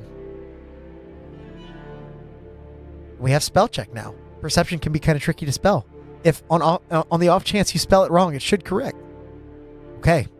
So, you feel relatively safe after Yancifer sort of explains what I will tell Valen of the cultists and show her the goodies I found. Yeah. You begin to tell Valen of the cultists you saw, and Valen, you feel relatively safe, feeling as though that danger is past, and if they didn't see you then, they probably won't see you during your watch, if more even pass. And with that, you're a little bit distracted, because Yancifer begins showing you these magic items, and we know how much Valen enjoys magic items. You look out across them, and with your 12, as Yancifer goes to sleep, you find something else among the clutter. 2 slim, razor-edged runners of hardened pink coral with these sort of rope hempen straps that look like they would wrap around a person's arms or feet. Maybe not entirely sure what they are, but I would allow a Arcana check if you wanted to investigate them further. Yes, she does enjoy magic items.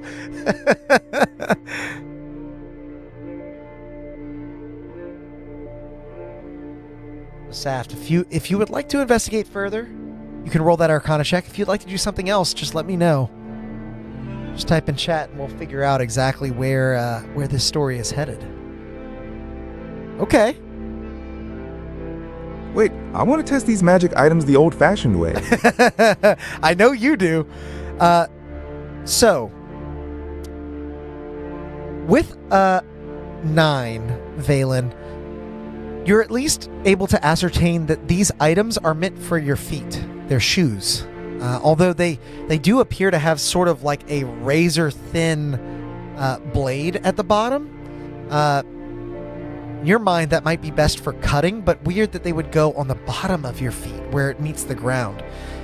Definitely kind of interesting, but not entirely sure what they are. What else would you like to do on your watch? Is there anything? +0 on some top flight magic items. They could be rollerblades. They might just be blades. Try running with them. You hear Naragith in his sleep. Try running with them. What do we think, Saft? Give you just a little bit more time before we progress the story here. Oh, yes, you do still have the eel. The party was able to... I want to keep alert. Okay. Saft, you as Valen, take a moment to set these new shoes down, and you keep your wits about you, knowing that although you feel safe, danger could be lurking just around the bend. And so you train your eyes through that same crack in the wall that Yancifer showed you, trying to keep an eye out for anything that could disturb the slumber of your very fragile allies at this point. A good amount of time passes, about 3 hours. You're nearing the end of your rest, when suddenly, I'm gonna roll even or odd. Let's see what happens with this. Okay. Naragith. Darkness folds in around you as you sleep, heavy and cold, as if the sea has reclaimed Nerethys and you are drowning within it, helplessly. Shapes shift in the void, faint spirals, shadows, and distant whispers circling closer and closer like a whirlpool. A voice rolls through the black, vast and cold. Why do you flee the tide? You've already drowned. even if you've yet to sink. The sensation of pressure begins to grow within you. Nargith, I need you to make a wisdom saving throw. So exclamation point R, whiz, save. How fitting that I'm picking on Odd the Bard here. Sorry. I did roll for it to see if it was you or Valen. Or you or Yancifer, rather. Okay. With a 16, that sensation of pressure grows until you gasp awake. The tendril that ensnared your leg recoils back into the shadows. Valen had not noticed it as it crept up through the silt behind you. It leaves only the echo of the voice that lingers in your mind, along with a fresh league of doubts. You were able to resist its pull, Nargith. But you at least know one thing for sure. As promised, Zealous has found you all. With that, everyone can complete their long rest, and I will hit the long rest button for you. That is, Yancifer completed a long rest. That is, Valen completed their long rest. And thank goodness, that is Nargith having completed their long rest. All of you are now revitalized, understanding that there is urgency and there are threats to face on the way ahead. What are the three of you doing in this moment?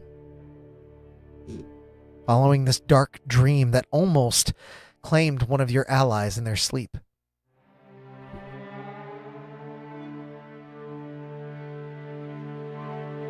XIVM, Saft, and Odd, let me know what you guys would like to do. Freshly rested and full of full of resources yet again. Andres thinks it's time to read the book. Not a bad idea. I would allow a fresh reading. There are any number of things you guys can do. I would like to try and figure out the goodies if possible. They may help us. Okay. Andres, now piloting Yancifer, after XIVM has suggested investigating those magic items. Andres, I'm going to have you make an Arcana check. And I'll say, make it with advantage because you I was not worried, even for a second. I want to take the time to put the thin pieces of coral on my feet and skate around. Then read the book. Okay. Yancifer, Andres, I'm going to have you make an Arcana check with advantage as Nargith is strapping on the thin pieces of coral to his feet to see what they do. You're investigating the other two items that you found.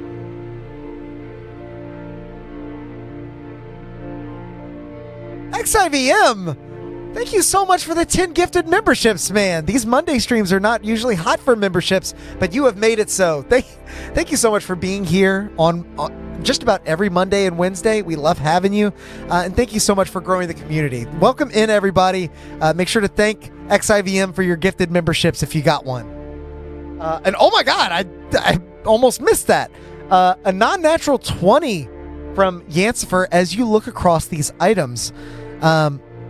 I do have them made in D&D Beyond, so I can add them to your character sheets, but I'll give you sort of a brief description before we decide where exactly they're going to be heading. Essentially, the conical bracer that you found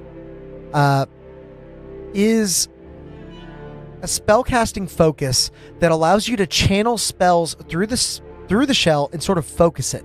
It's got 3 charges, and you can expend 1 charge when casting a cantrip to add an extra die of damage for that cantrip. So, pretty strong, pretty useful, especially whenever you're out of resources, if that were to happen again.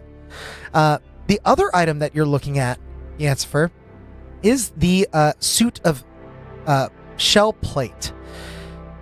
Because this is made of shell, it is heavier, So wearers of this shell plate have a Out of minus. character. That's amazing. That is amazing. Really cool.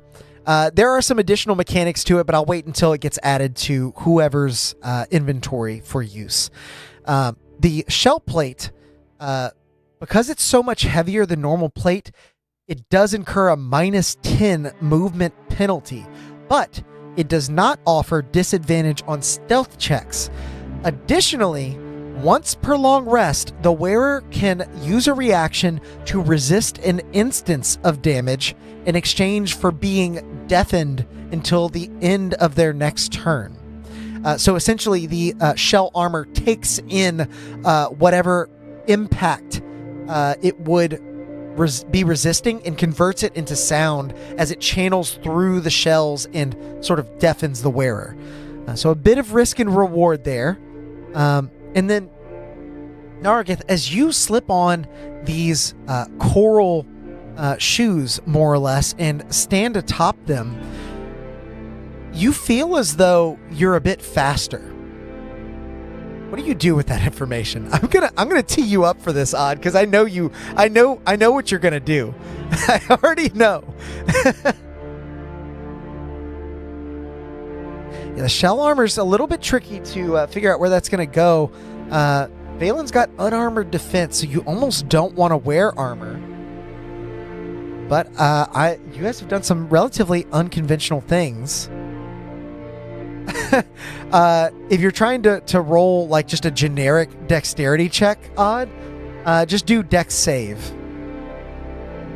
I haven't coded it to just do generic checks. Or maybe in acrobatics, you could do !R acrobatics. We can see exactly what you're planning to do here. We should keep going. I put on the new magic items available to me. Okay. Saft as Valen. Narragath armor. I would think shoes to Valen. I missed the bracker.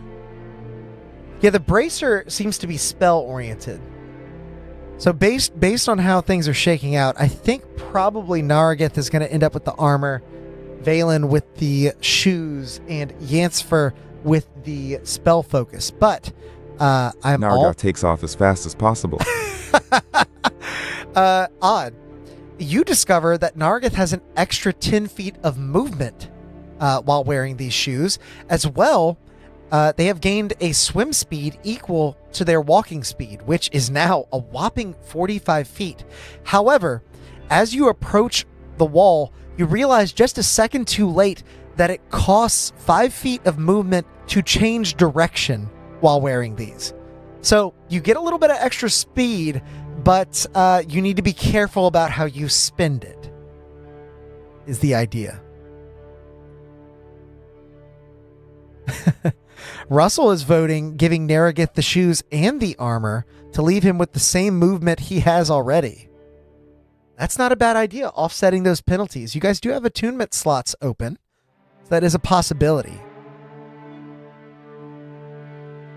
XIVM says that sounds good to him. I think chat is sort of convening on this.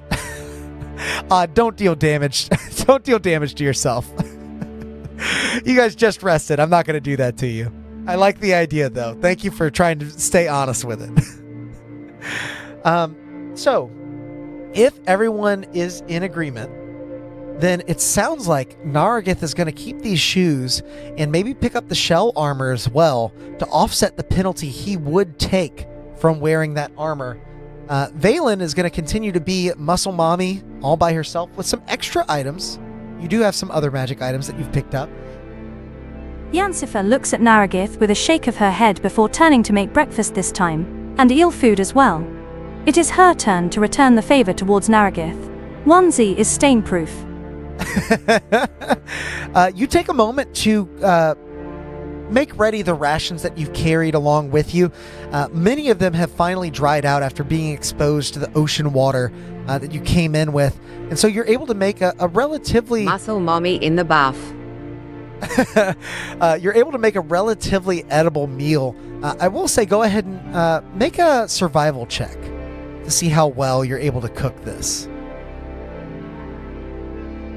And while you do that, I'll add the inventory that we discussed and get all that stuff equipped for you guys. I'm so excited to see what you guys do with these new items.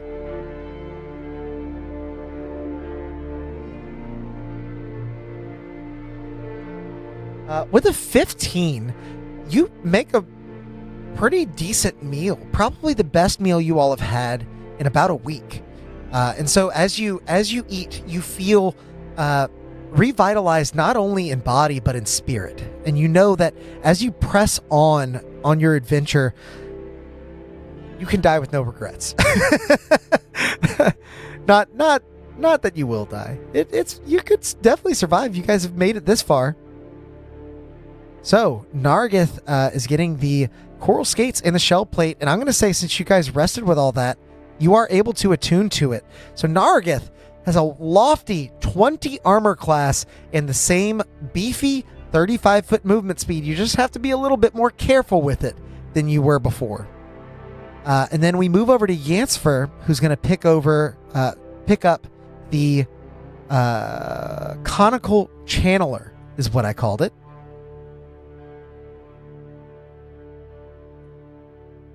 And now that that's in the inventory here, I'll actually read out the rest of the description so you know what it is capable of. The bracer has 3 charges and regains 1d3 expended charges when the attuned wearer finishes a long rest. While wearing an attuned to the bracer, you can expend 1 charge to add an extra die of damage to a cantrip as you cast it. So if you miss with the cantrip and it's a save or suck, you will still lose the charge. Alternatively, you can spend multiple charges to add more damage dice, but you must roll a d100 if you do. On an 11 through 100, the spell is cast as normal. On a 1 through 10, the spell fails, the bracer explodes, and you take the damage that your cantrip would have dealt. So a little, I like my risk reward. I got to factor that in there just in case you want to pull out all the stops sometime. But all those items are now equipped. You all are well rested, well fed. What is everyone doing? Yeah, that's really good. It's near the top of what I would classify as uncommon item. Pretty close to rare. The shell plate armor is rare. Yancfer smiles as she cooks over the flame while standing on a shell stool. She throws her voice back. Valen, can you bring out that vessel? We need to feed and bond with the eel. Good memory there, Andres. I'll say that Valen does indeed bring the vessel, and the food that you've made is equally palatable to the eel. So, Valen, being the snake charmer that you have been, being the eel charmer that you have been, as you sort of raise the lid of the vessel and begin to offer a bit of food, I'm going to say make an animal handling check with advantage. So !R, animal handling, ADV. We'll see if you can get this eel to be... I guess I can't use it as a projectile now. I guess not. Depends on if you're able to turn it friend. Eels are friend, not food. Let's see if we can befriend this barbed eel, another custom creature that we met last session. No, you cannot, Valen. Andres opposes. Okay. With a 10, even with that advantage, the eel does snap at you at first, but you are well rested and you feel like you could take a hit if you needed to. So you are steadfast. You are stoic in that moment. And as the eel lashes out, you sort of place the food in the way. The eel grabs a bite of it and retreats. You see it beginning to like digest, realizing that you've inadvertently offered it some of your food. And because of this, the eel is not friendly towards you, but it's not attacking anymore. It still seems a little defensive. But we'll classify it as indifferent now. You're one step closer to making a little animal friend. Even with a 10, I'll say that you were able to do pretty well here. So, you take a moment to let the eel see a little bit of daylight before placing the lid back on the vessel, and the three of you are left to do as you please with the rest of the day or night. It's hard to tell this far beneath the surface of the ocean. But one thing is for sure, whatever time it is, that time is of the essence. I needn't remind you that Zealous knows where you are. So the longer you stay here, the less safe it is. Andres seems to vote for progress. So, if that is the case, then we will continue onwards. The three of you exit the Shell Forge and begin to walk the spiral path once again, knowing all too well that although there are branching streets that lead to different parts of the city, the only way to get to the city center is by walking this path. You know what lies ahead for you. You know you will face Kytheron again.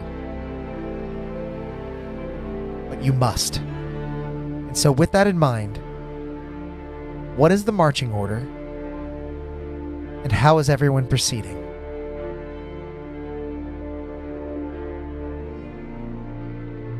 Listen here, you snippy little so-and-so. If ya want to be friends, cool. If not, I'll chuck ya at the nearest enemy. A little bit of tough love for the eel. Once breakfast is done, Yansifer changes out her onesie. She gives one last look at the Shellforge, attempting to absorb all this knowledge as best as she can. You know what? Before you guys head out, make an investigation check for me, Andres, as Yansifer, to see if you can glean any other information about the Shellforge before you leave.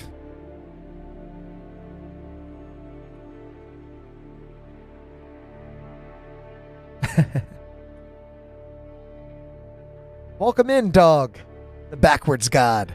Ooh, 19. Very nice investigation check. As you look out one last time across your surroundings, getting on all fours maybe even, and inspecting the little pathways that were carved by whatever wildlife was once here, you begin to understand the nature of this place. While it is a forge in a sense that it creates items. I'll go in front so I can stand ahead of my allies, for my allies. Good to know. Okay. So Saf, as Nargith, will be leading the charge as you leave. But before you left, Andres, Yansifer was able to look across this empty room and ascertain that this was less of a typical forge as you have come to know it, and more of a bestiary or a menagerie where they kept a lot of creatures that would naturally grow these shells. After growing these shells, they would extract them and then mold them into the shape that they need using the heat from the forge. Very unique ply of trade used by these Nerethians. And it appears that all this was done in service of a greater power. Because as you look across that mural of Nerethians exchanging tools once again, faintly in the background of that mural, you're able to see the same three eyes, one stacked atop another. What it alludes to, you may not know. But the city's imagery is certainly consistent, if nothing else. And so, the three of you continue to move through the spiral path, Nargith now taking the lead. And as you move on ahead, I will have you, Nargith, make a perception check. I want to see what you're able to notice.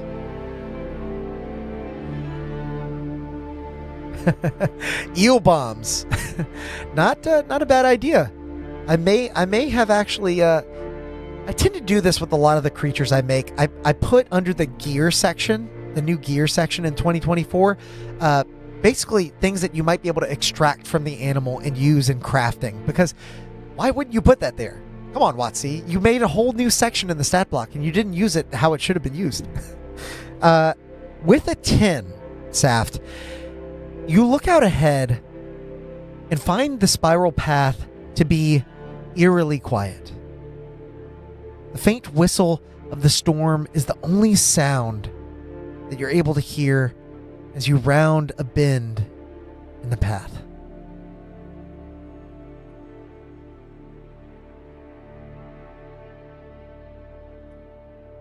Ahead, suddenly, you notice a shadow in the alleyway, but you notice them just a bit too late. Just as the faint outline of the cathedral's towers begin to pierce the haze ahead, drawing your focus, a sudden chill ripples through the air. Kytheron emerges from the shadow. Finally finished with your needless fleeing, are you? As if in response, another scaled shape lunges, a surviving... Yancifer commits this all to memory, and makes a short bow in respect. She makes a shelled shadowflame goldfish and lets it swim as the forge's latest inhabit. She then turns around and climbs up Nara. So, Yancifer riding Nargith's shoulder, you're the first to see this as another scaled shape lunges. A surviving goggle-eyed Kuatoa drops from a crumbling ledge high above you, its crooked spear poised to strike. As you realize, they weren't just waiting for you at the cathedral, they were waiting for you to catch you unawares, as you will all now roll for initiative. Once again, Yancifer, will start with you. Exclamation point R, initiative.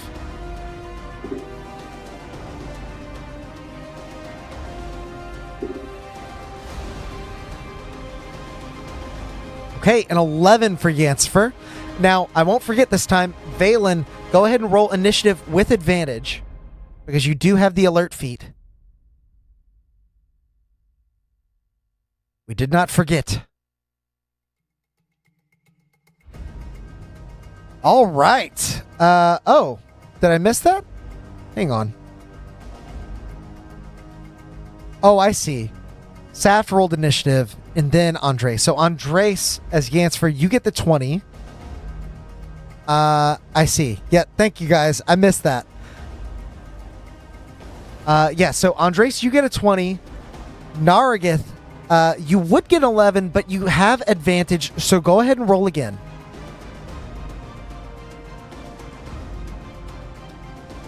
As I try to plug these in real quick. 20 is very nice. So, Saft, I'm going to have you roll initiative a second time, and we'll take the higher out of 11 and whatever else you roll.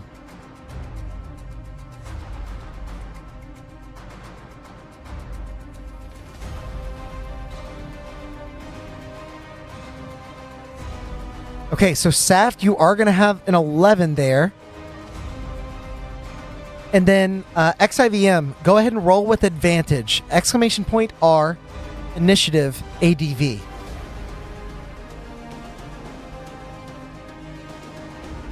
'21. We know who's going at the top of initiative. As things get underway, let me get our combat cam back up.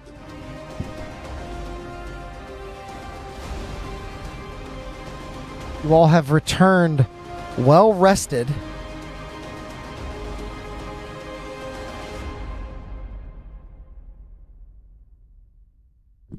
And able now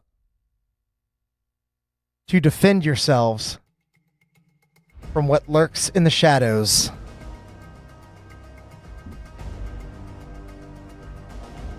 I'll say Yancifer and Nargith were right next to each other because you were riding on top of his shoulder. So, first in initiative, even though they got the jump on you, and I did give them advantage on their initiative rolls, is Valen. So, XIVM, Valen, let me know what you would like to do as this initiative restarts in earnest. You are currently facing off against just the surviving Kuatoa and Kytheron, who has been fully healed. They did get to long rest as well. All right, we know what that means. That's a rage for Valen as you begin to rage. Let me check and see what that 3 is going to get you on your wild magic table. Let's see. Wild Surge. An intangible spirit, which looks like a flump or a pixie, we know this one, appears within 5 feet of one creature of your choice that you can see within 30 feet of you. At the end of the current turn, the spirit explodes, and each creature within 5 feet of it must succeed on a dexterity saving throw or take 1d6 force damage. You get to resummon one of these every other turn as you continue your rage as a bonus action. So I'm going to grab a little pixie here. And you can tell me where that's going. Very nice. I like that. You seem to roll really well on these wild magic table. Pixie to Koatoa attack Big Bad. Okay, so the pixie appears in front of the Kuatoa, sort of breaking off their Nerethys and charge. Valen, I am going to cause a blackout. I shall be your eyes, Nerethys. Yansifer states as she casts darkness in the form of a school of shadow flame fish. Oh, we know what's going on there. So, Tiago, you are now piloting Yansifer. I'll keep that in mind as we roll into your turn. But first, we need to finish with Valen's turn. Valen, you rush towards Kytheron and make an attack roll. That's going to be !R, STR, attack. And if you want to attack recklessly, you can do it at advantage. Just know they'll have advantage right back at you. We know how strong that can be.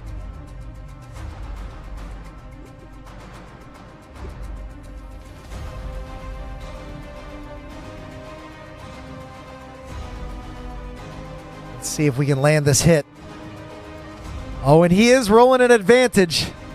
A 13, unfortunately, just misses Kytheron as he brings his trident to bear, bashing your Morning Star aside and driving it into the silt beneath your feet, kicking up a small cloud, but not nearly enough to disguise his anger as he stares back down at you, eyes milky white. We now come to the close of your turn as the pixie explodes, and I'll say it's far enough from Yansifer that it doesn't hurt them. This Kuatoa needs to make a dex save, I believe. That is a natural 20. So they are able to move out of the way as that pixie erupts in a burst of force, and they take no damage from that. But they are a little confused by it. As we now move to Yansifer's turn. Now, Andres let us know that Yansifer is going to cast Darkness. Let's see, he said we're casting darkness in the form of a school of shadow flame fish. So as a swarm of fish reconstitute the streets of Nerethys once more, as they probably did in the past, that swarm engulfs all of you. Nargith, you are blinded in this moment.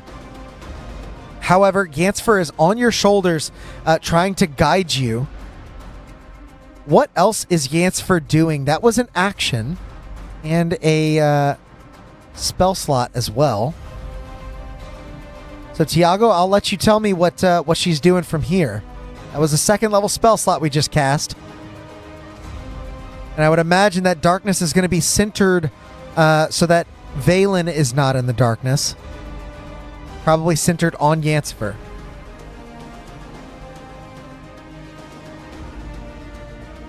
Brighten things up a little bit so y'all can see. What do you think, Tiago? What do we got?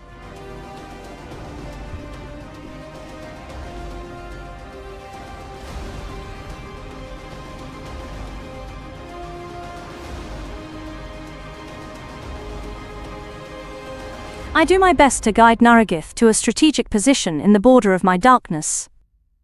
Okay. So with the remainder of your turn, you're going to take a moment to sort of try to guide Nargith using not only your voice but your hands upon his head as you sort of twist it around. I'm going to say make a... What kind of check would this be? I'm gonna say make a persuasion check. You are a charisma-based character, so it's to your advantage, and I think that makes sense for what you're trying to do. You're trying to convey meaning to your friend. So exclamation point R persuasion. The barbarian does have that not work? Oh, the U and A got switched, and I guess my spell check didn't pick it up. Maybe that's what happened. All right, one more time for me, Tiago. No, you had it right. Why didn't it pick up? Weird. Try and roll that one more time for me. I don't know why that didn't work. If it doesn't work again, we could try something else. Okay. It just didn't want you to have advantage on it, I guess. Okay. Unfortunately, that natural 1 is going to make it very hard for you to steer your ally the way you need to. But Chad is reminding me that Valen does have Tremor Sense as a dwarf. I can't remember if that needs to be activated as a bonus action or not, but I'll double check when we get back around to that turn. So, at the end of your turn, Yancfer, it is now Kytheron's turn. And seeing this delicious meal served up right in front of him, I'm going to say that you are just inside of the darkness, because if Yancfer is on Nargith's shoulders, you're within 15 feet. So this is going to be a straight roll instead of advantage, because Kytheron cannot see through that darkness. That is a natural 1 for the first attack as he swings his trident, trying to ascertain exactly where you are within this inky black school of shadow goldfish. Then that is an 18, which will hit, dealing 12 points of total damage, 8 points cold and 4 points psychic, as the trident does drive into you, dealing that cold damage. You feel the icy pull of death that then begins to create sort of a brain freeze in your mind, Valen. This is going to bring you down to 36 hit points. Still looking quite a bit healthier than you were last time, but this Kytheron fellow has one more trick up his sleeve, as he then is going to target...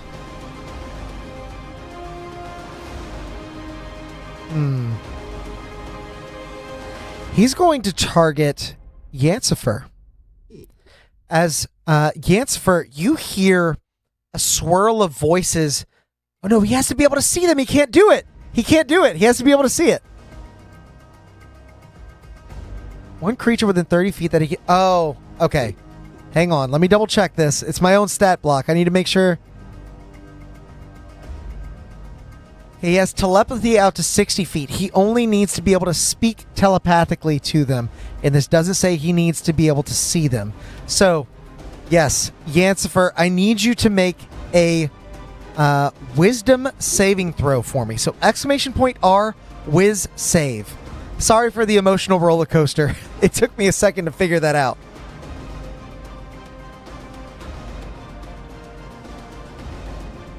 Kuatoa. There we go. So, Tiago, let's see if we can make it past. With a 13, unfortunately, you feel the whispers beginning to make a little too much sense for you to ignore. You are now charmed by Kytheron.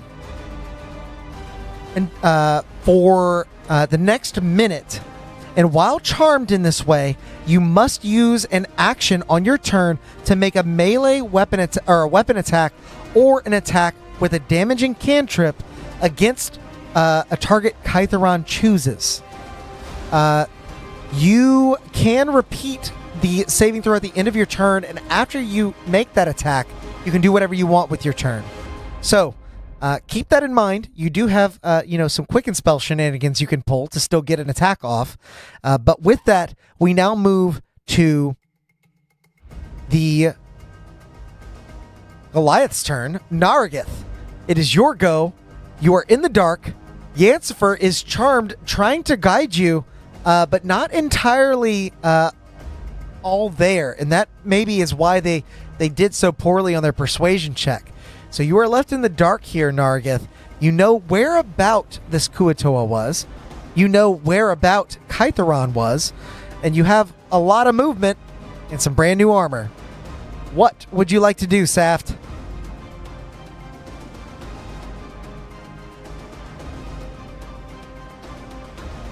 And you're concentrating too, so I'll remember that. I used luck to cancel out the disadvantage and attack Kytheron. Oh, just... Hang on. You don't have the lucky feat. I don't think. As Nargith? I think Nargith has the alert feat in Warcaster. But you can still close on Kytheron. Absolutely. I'll say this. Knowing the direction that Kytheron is in, you are going to rush out of the shadow, carrying Yancifer with you. And as you break out of that shadow area, you see Kytheron staring down the darkness where your friend still resides. And I will allow you to make an attack roll here, if you would like. And it will be a straight roll because you're out of that darkness. So exclamation point STR attack if you would like to go after Kytheron now that you've made it there. Oh, I see. The halfling look. A 17 will hit Kytheron. As you attack, if you would like, you can smite. You finally have your beautiful, beautiful smites and spell slots back. So let me know if you'd like to do that. But if you're not smiting, your damage is going to be 1d8 plus 5. So you can roll that to see how much damage you're dealing to this guy. Now that you guys got your resources Not back. optimal, but I will smite. Okay. Calling the divinity within you that has been reinvigorated by the rest you took. You are able to use your free divine smite, so that's going to be 3d8 plus 5. Go ahead and roll that for me. Yes, and don't forget sap. Thank you. Thank you.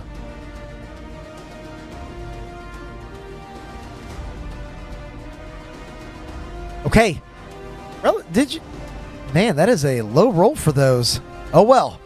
It's still something. As you deal 10 points of damage, bringing your longsword to bear, driving it into Kytheron. As radiant energy pours out, you see that that light beginning to sear their flesh. The tentacle that grips Kytheron around the waist actually tightens while also recoiling a bit from the light that your blade exudes. They do take all 10 of those points of damage. And they are sapped, so their next attack will have disadvantage as we now move in the initiative to the Kuatoa's turn. This poor Kuatoa who has been relentlessly picked on. They are still in the dark. I don't know if they know where everyone has gone. I think they're just going to try and back up until they're out of the darkness. They get out, and then all they see is this massive field of darkness. So they're going to use their next 15 feet to kind of try and skirt around it, but they can't quite get into line of sight with the rest of you. So with that, we move back to the top of initiative with Valen and Yancifer. You're on deck, so be thinking about what you want to do. Valen, what do we got here? You're still in the darkness. Your tremor sense is still up, and you will have advantage on this attack regardless. I should have... It should have been a disadvantage to hit you last turn. I see now. I see now where I messed up. You can see, Kytheron cannot. You can swing at advantage, and you have a fairy to place. Sorry, so many things. You guys got your resources back, and now it's chaos.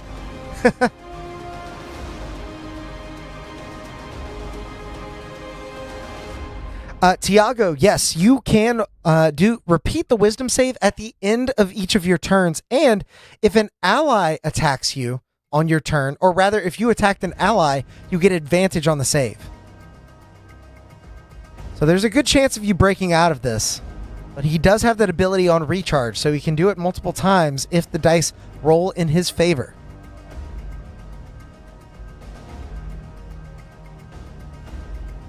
Will Lucky come into effect for Yancifer's next turn since I activated it last turn? It can, absolutely. If Tiago wants that Lucky, we can definitely do that.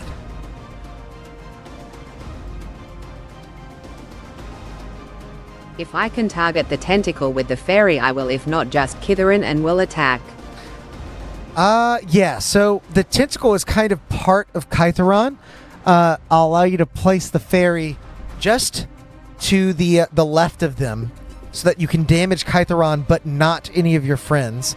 And as you now move to attack, Valen has been reassigned to Andres. So Andres, I'm going to have you make an attack with !R, STR, attack, ADV. You are in the darkness and you can see, so you do get advantage.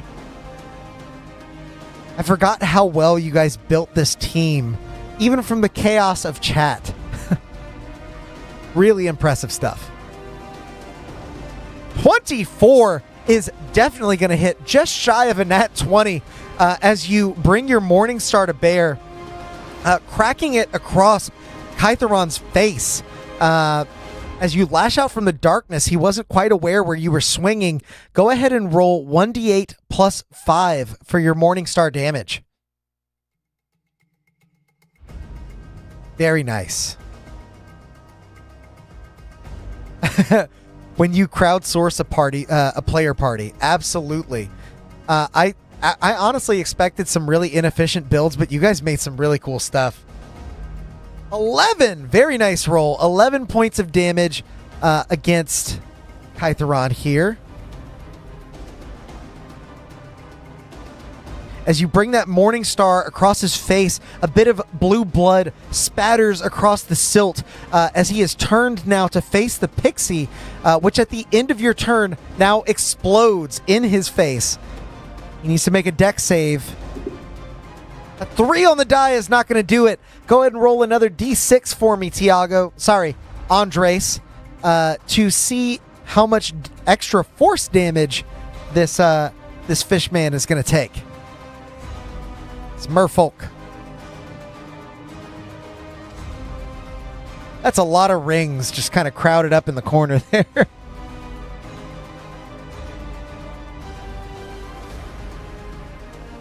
So roll one more d6 for me, Andres.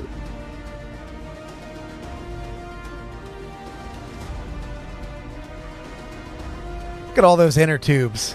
Just floating down the lazy river over here. Exclamation point R, 1d6. As that pixie explodes. Oh, I'm guessing Andres is giving us some flavor. Yancifer smacks the formerly friendly goldfish that sends him up into the air as the tentacles pulls him back down and into the pixie, who has a smirk on her face. 1R, 1d6. Almost there. Got to get the exclamation point. That shift button. A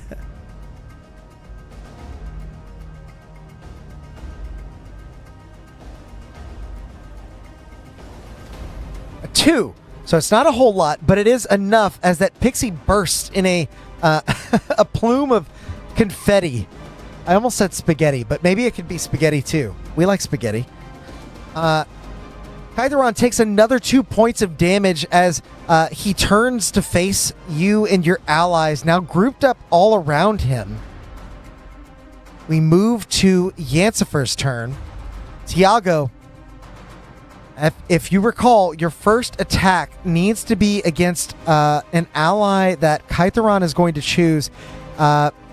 Since you can see in the darkness, he's going to choose Valen. So, make an attack roll with whatever cantrip you choose against Valen. You get to choose the cantrip. And you are within melee range of Valen, so it would be a disadvantage. That helps out. I don't feel much my magic, so I use my dagger on her. Okay. You can use your dagger. Go ahead and do !R DEX attack.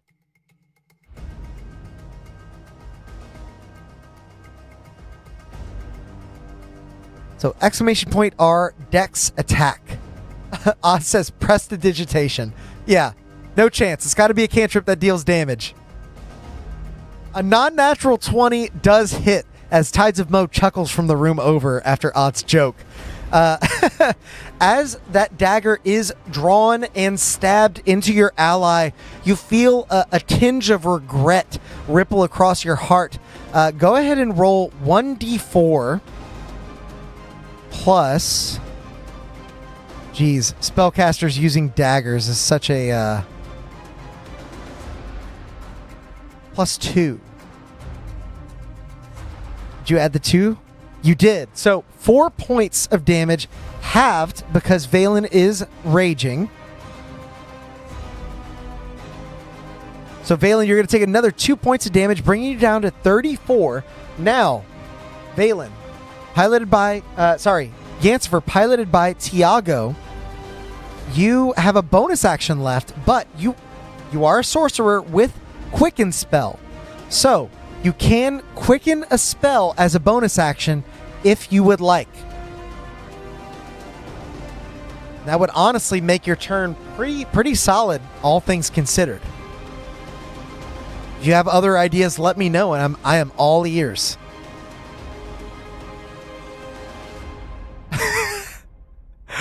It's calculated off of Dex, I believe, for the dagger.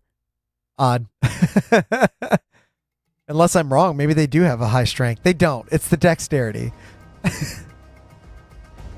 It's not the strength that gets you. It's the dex. So Tiago, what do you think? What do you think Valen's going to do here? You are technically still charmed by Kytheron, so you can't attack them.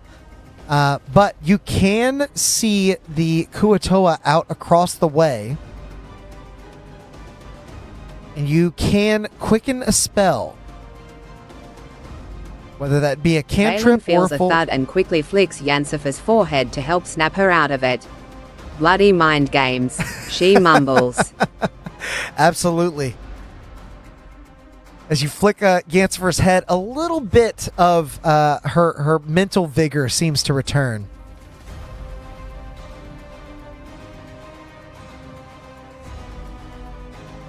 What do we think, Tiago? I know there's a lot of options there. The bard is back, baby! I use a Sorcerous Burst Lightning on the enemy with my quick spell. Okay. Sorcerous Burst Lightning. Now, you have a new magic item that will allow you to add an extra die of damage to your Sorcerous Burst if you would like. I did think about this beforehand. It could cause some pretty interesting shenanigans. Do you want to use a charge from that? If so, just let me know in chat. I was going to say you could just roll the damage, but we need to figure out if you're going to hit first. So let me know if you're going to use a charge from that magic item or not.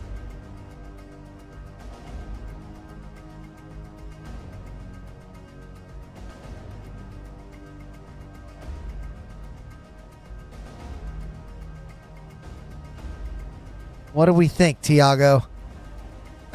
Everyone says do it. I will use the charge and all my anger. Beautiful. Okay, so you expend a charge as you channel your Sorcerous Burst into the back of this conical bracer.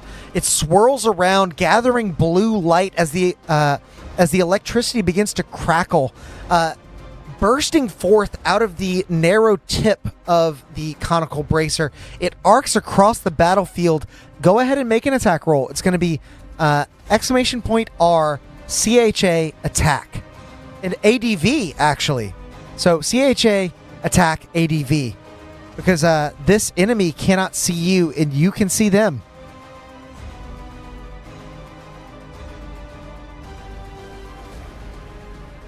A 19 is most certainly going to hit this Kuatoa. As you cast your Sorcerous Burst with lightning damage, you get an extra die of damage on your Sorcerous Burst. So go ahead and roll 2d8 for me.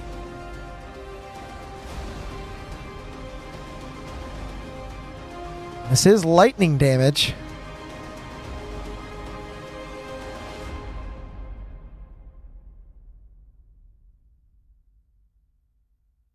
Nine points of damage. As the lightning, you know what? Just so we know, I'm gonna roll 2d8 for you. I'm realizing a limitation of the system is we don't know if you rolled an 8. Okay, I don't know if either of your dice were an 8, but I rolled an 8. So you're actually gonna get another damage die on top of that because of the way Sorcerous Burst works. Or, sorry. Roll another d8. Yes, and add it to the damage. So one more d8 for me. And this will be XIVM now. Tiago has swapped off after getting a little lucky with the Sorcerous Burst. So 9 points already headed to the Kuatoa.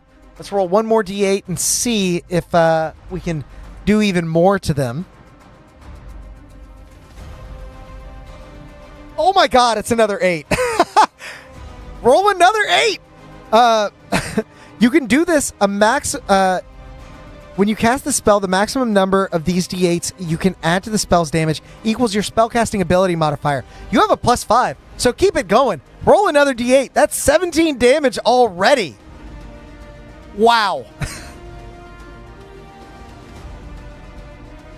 Okay. The luck had to end at some point. As you cast through your conical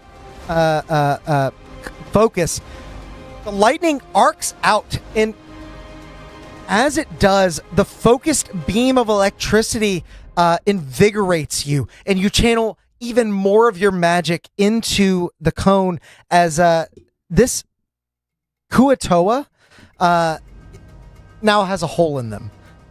They are sizzling. They are holy. Not in the way they want to be. They are bloodied, but they are still up. As we now move past Yancifer's turn, you do get to remake your saving throw. So, do exclamation point whiz save ADV.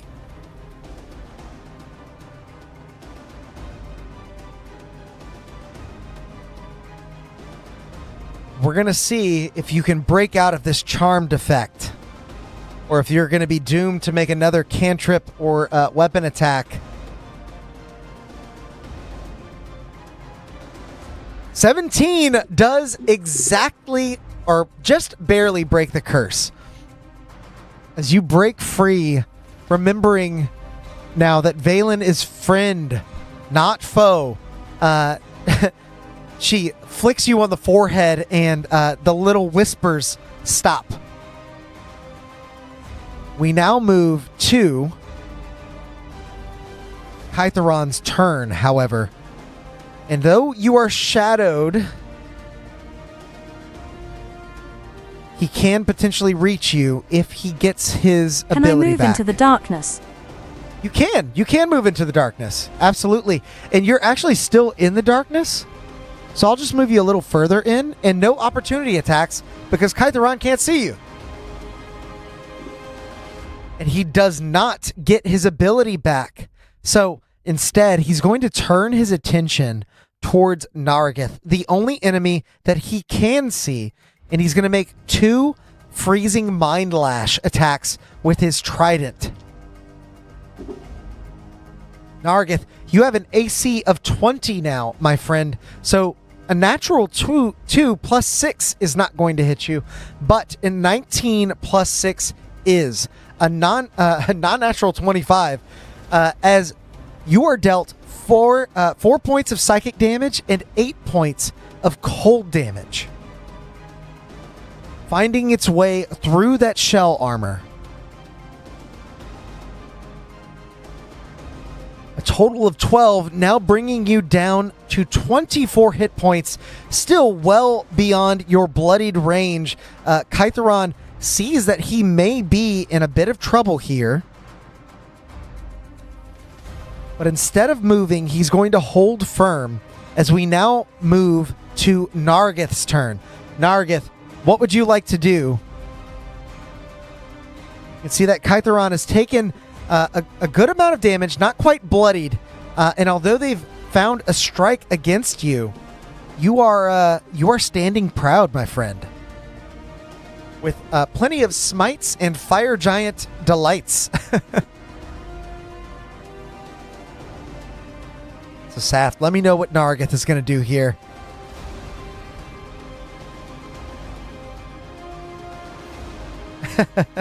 Nargith did lose his sharkling eyes, but he's out of the darkness at least, and doesn't seem he needs them so much right now.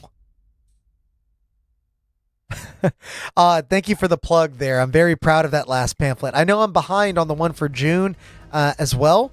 We're going to be heading to Gen Con this weekend, and as soon as we get back, I have some time mapped out with our artist, so you can bet we're going to be getting a lot more of that done.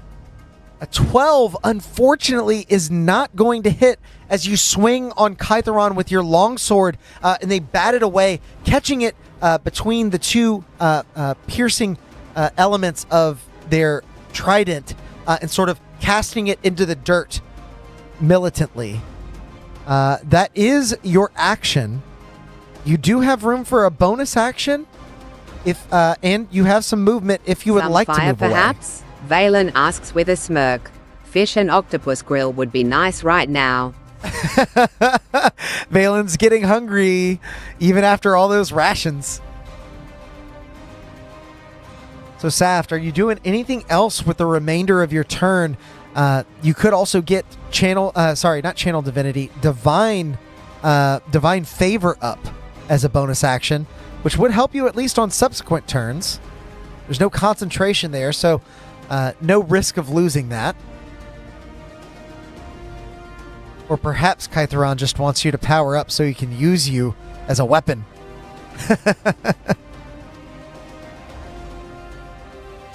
Casting Divine Favor on BA. Okay, so I'll give you a magical effect ring here so we know.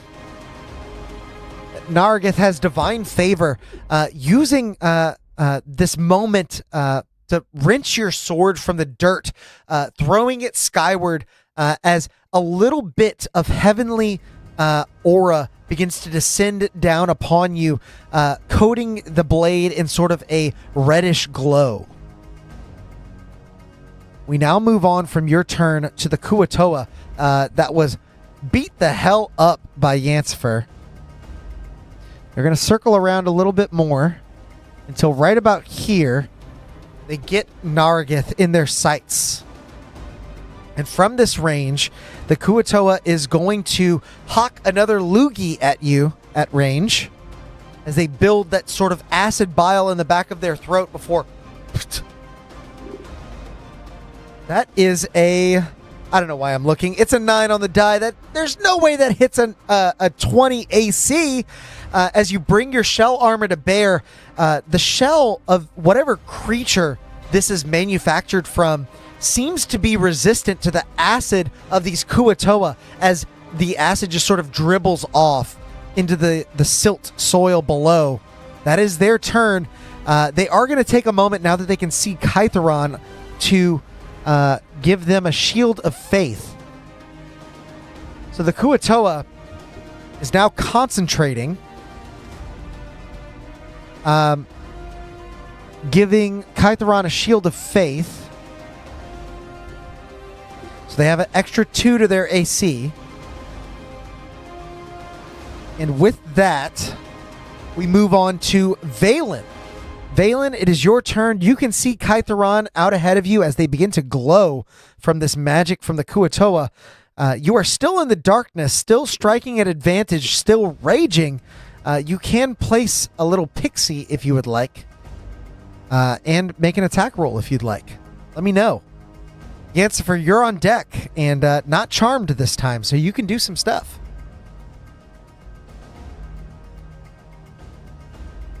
Someone give that fish a Tums. Absolutely. That would solve the problem, right? It's either that or getting gripped by their sort of a crab claw staff that just sort of grapples you. But after last combat, this Kuatoa does not want to get in close.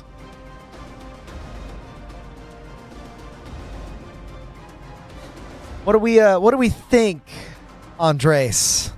Valen smirks even wider, and she strikes with her Morning Star as she summons the pixie again. Okay. The pixie appears once again, hugging the fish from behind, giggling, "I found you," with a smirk. I love it. As the pixie wraps its arms around Kytheron, "I found you!" You just hear in your mind a groan from this merfolk. Go ahead and make your attack roll at advantage. So that's !R STR attack ADV. See if you can hit this this merfolk with another sap. Keep him pinned down a little longer there.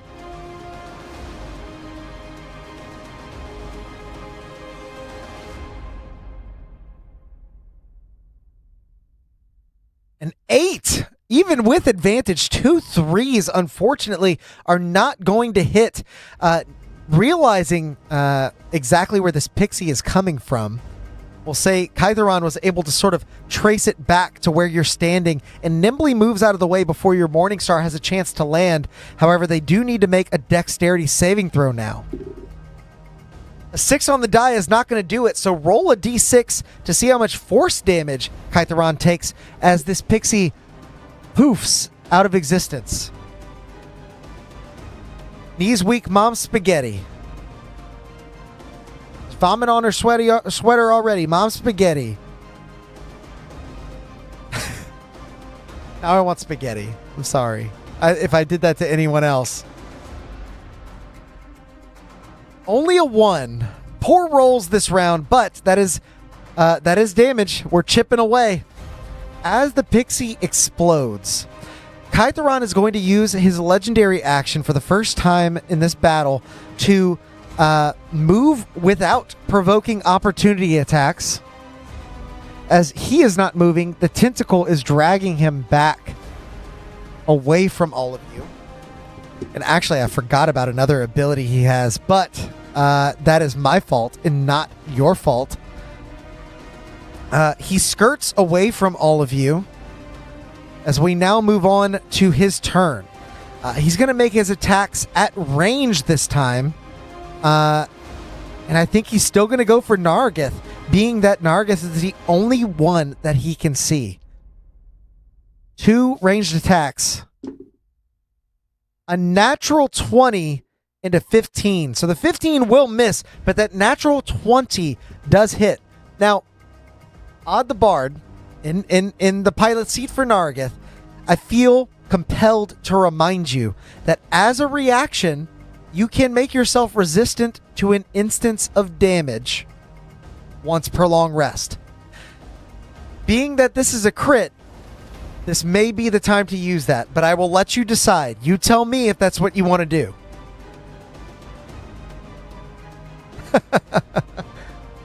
Aw, come on, he says. Absolutely. Okay, then. So, as Silvery barbs. Oh, you do have silvery barbs. Hold on to that reaction there. Hold on to that reaction. As Yancifer from the shadows casts silvery barbs, creating a cloud of black fish that circle the eye holes of... Oh, get wrecked, DM.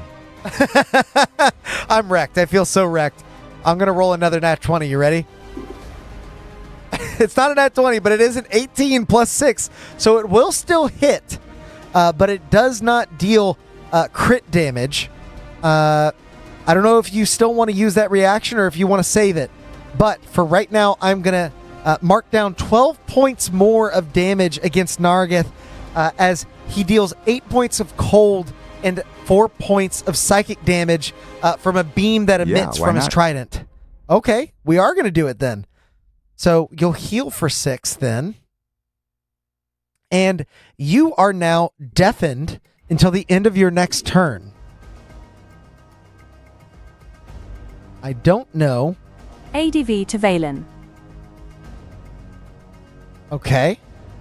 I don't know where the deafened tracker is, but I'll throw an orange ring on Nerethys so we know. Valen, you feel a compelling urge well up from inside of you. Your own wild magic feels like it's actually guiding your strikes a bit. Compelled on by Yancifer's shadow magic, you feel as though you'll have advantage on the next attack roll or saving throw that you make. Let's see if Kytheron gets his ability back. Still does not get that ability back. I think what he's going to do, he's got 30 feet of movement on his own turn.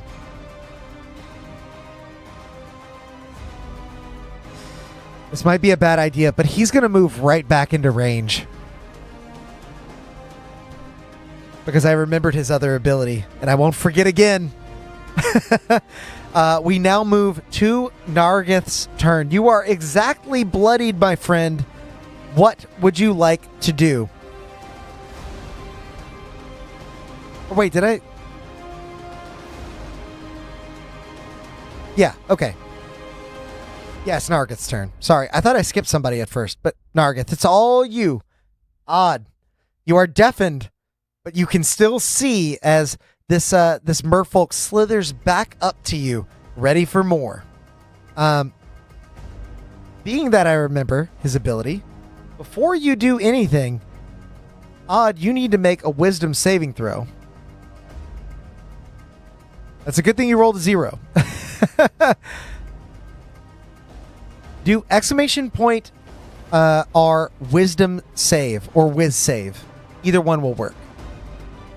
But when you start within 10 feet of Kytheron, there are psionic whispers gnawing at your resolve. I need to see if you can save from that.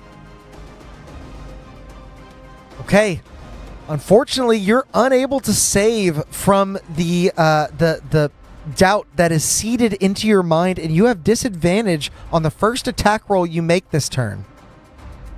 So if you would still like to attack Kytheron, you will need to do it at disadvantage. It would be exclamation point R, STR, attack, DIS.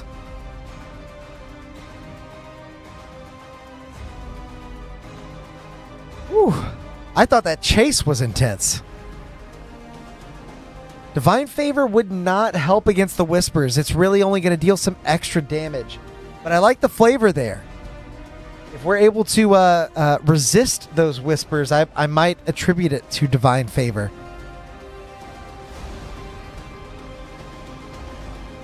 Odd, what are you thinking, my friend? What do we got? Want to make that attack a disadvantage, or are we trying something else?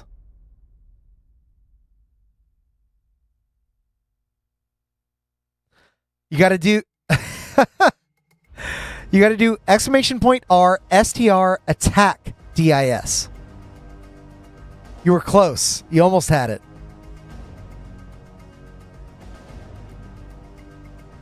Shall odd be odd?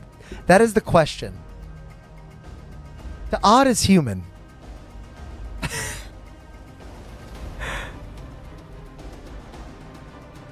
Oh no, DIS is always going to autocorrect to whiz, I guess. Yeah. It's also got to be attack, not attacking. We'll get there. I tried to help you. I did some some autocorrect, and It's still not picking up. It's not powerful enough for odd. So just do exclamation point R STR attack. I'll forget the disadvantage for now. You know what? Take the nat 20. Take the nat 20, you jerk. Take it. Well, I'm already going to regret asking this. Are you smiting? I feel like you're probably smiting, right? If you're smiting, do exclamation point R 6d8 plus 2d4 plus 5. Can't believe this. So if you're smiting, and I assume that you're going to, it's going to be 6d8 plus 2d4 plus 5.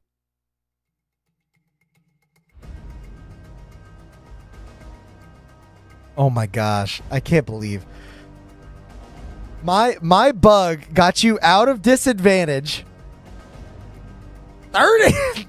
Oh my god, this thing is hitting like Odd the Bard actually does. My god, what a truck. What a truckload of damage. Okay. Well, he wasn't bloodied before, but he is now. As he charges back in, you feel those whispers gnawing at your resolve, but the divinity that you've channeled and held within you, the divinity that rests upon the sharp edge of your blade, dances and reminds you of who you are. You bring to bear every ounce of divine power that wells up within your being as you slash with your longsword, cutting across Kytheron's chest, bursting light into his body. You see the tentacle nearly loose its grip entirely as Kytheron drops to the ground for a beat before rising once again, bloodied, battered, but still up. So, with all that, you smited, you attacked, you typed some things wrong in the chat, and we now circle back to the Kuatoa's turn. Oh, he's so important right now, this Kuatoa. He's gonna try and Hakalugi at you. And he's gonna miss. He rolled the same 9 on the die as last time, as that spittle flies through the atmosphere, collides with your shell armor, and just dribbles off. Valen, we are back to the top of initiative. Yancifer, you're on deck. Kytheron is looking worse than you've ever seen him. And while you maybe have some reservations about felling a former ally, you know that ally is not in control right now. And you know how dangerous this individual can be. Starting your turn within 10 feet of Kytheron, I'm going to have you make a wisdom saving throw, Valen. So, exclamation point R, whiz save.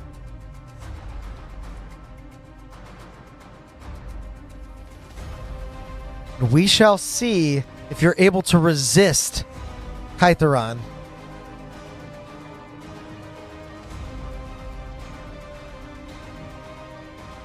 You still there, Saft?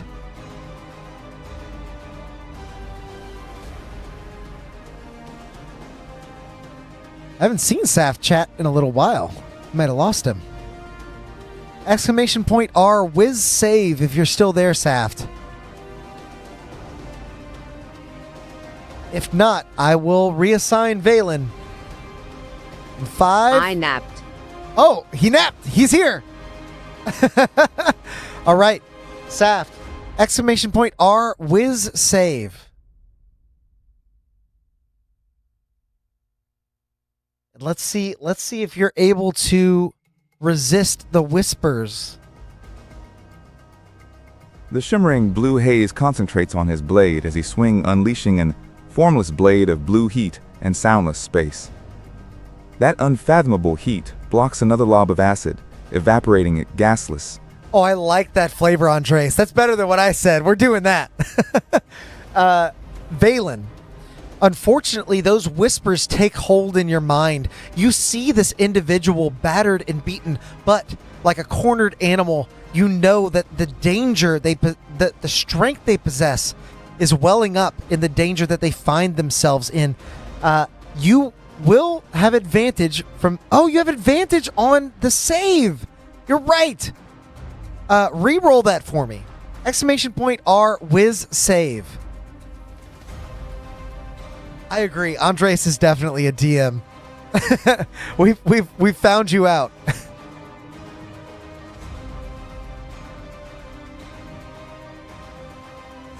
Okay, so the advantage didn't help you, unfortunately, but because you're in the darkness, any attack roll you make will still be a straight roll. So if you'd like to attack Kytheron with a straight roll, you can do that now. You do still have a pixie to place as well, and I'm assuming that's going right next to Kytheron. Maybe dancing on his head this time?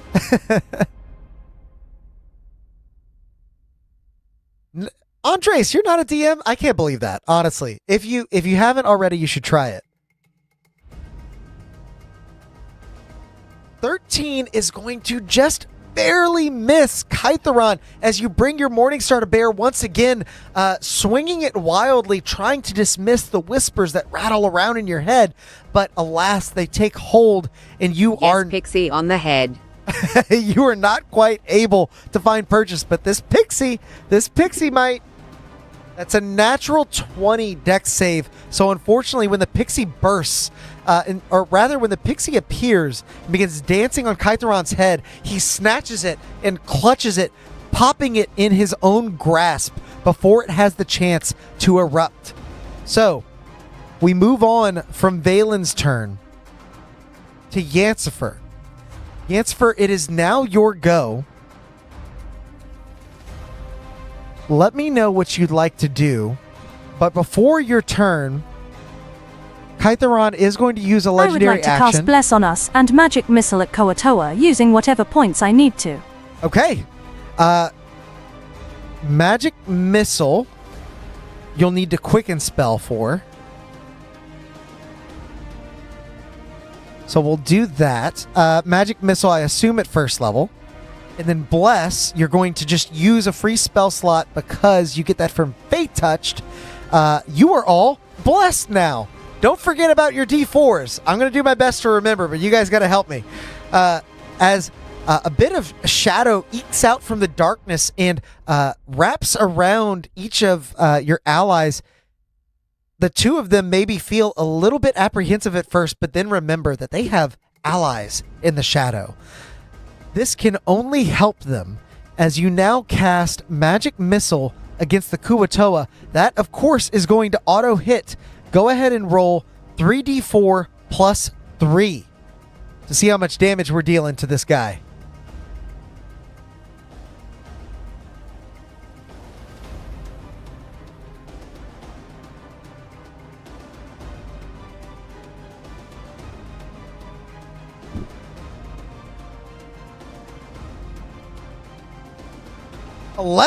Solid damage. Nerethys growls, the glowing blue haze obscuring everything but his eyes, beard of bursting red flames, and the halo of black shadow flame. Oh yeah, that's an impending, imposing Goliath.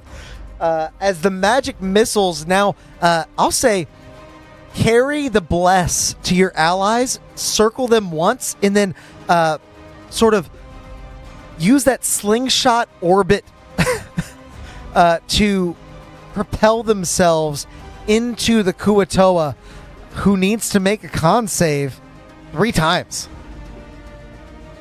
Success. Success. Success! He keeps his concentration for once. As the Kuatoa hangs on for dear life, they are quite bloodied, still standing and still empowering their master, hoping to keep him alive at even the cost of their own lives.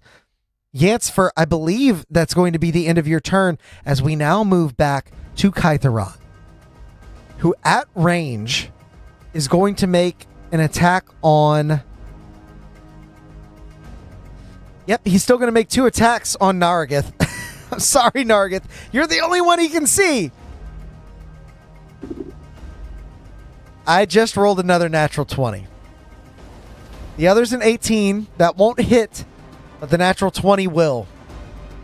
So, Nargith, even after the incredible feat of damage, the incredible amount of damage you were able to deal, you are going to take... Silvery barbs. There it is.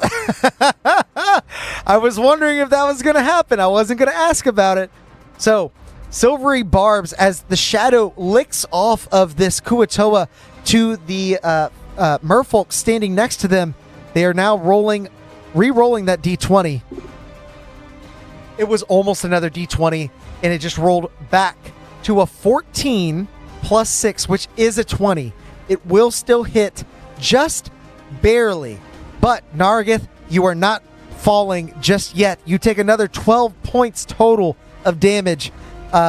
Your shell plate shielding you from several of these attacks, but you are a bit worse for wear. Both of you seem to be glass cannons in that way. As we now move on from Hytheron's turn,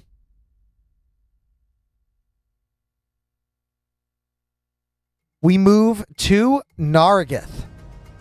Nargith, he is going to use his movement to close back in. So you will need to make another wisdom saving throw. Exclamation point R, whiz save. Andres, that'll be you this time. Exclamation point R, whiz save. Sorry, guys. I know this is a long one, but we got to get to the end. I got to know how this ends. The rematch of the century.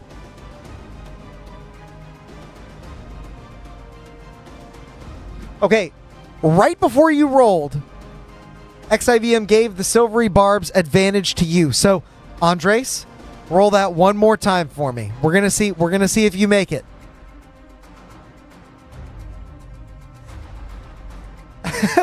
Honestly, whenever I roll a nat 20, sometimes my heart sinks, especially if I've been rolling hot, and I'm happy to see silvery barbs come up. A 13 is just barely not enough to save. Those whispers find purchase again. You see this merfolk standing even after your mightiest attack, and that seed of doubt blossoms into a plant of constricting dismay. You are going to have disadvantage on the first attack roll you make this turn, but you can still swing here. You can still go after him.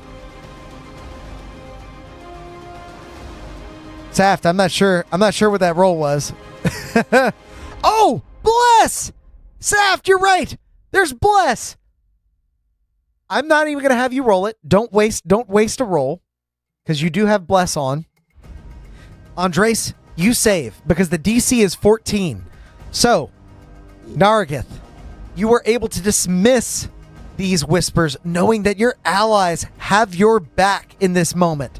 Both Yansfer's advantage from silvery barbs and the bless that she's bestowed upon you is empowering you in this moment. Andres, what would you like to do? If you're attacking, go ahead and roll that dice. Exclamation point R, STR, attack. Straight roll, baby.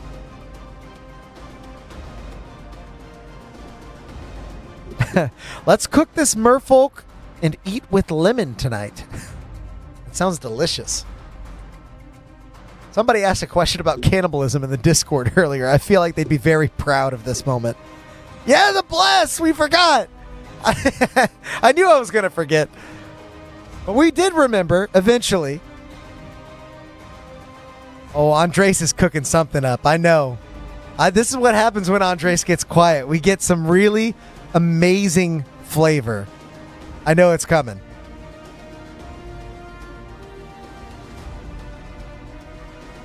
What do you got for us? A little bit of lemon? A little bit of lemon zest?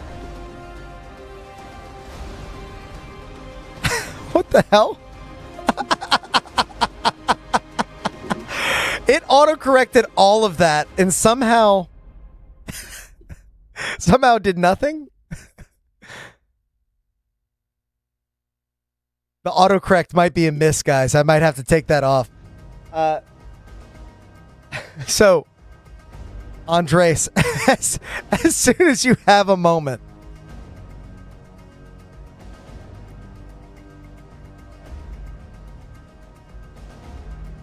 let us know what Nargith is doing here. Let me give you just a little bit more time. I love the flavor, but we gotta roll. We gotta do it.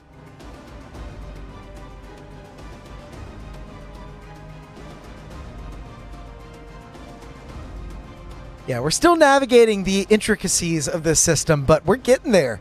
We're getting a lot of new features every time, new improvements every session. The halo of shadow flame pulses and consumes those whispers.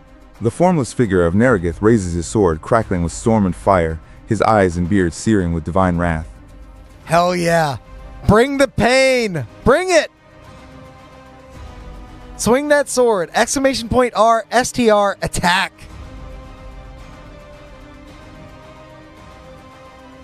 Land another crit somehow. I know it'll happen.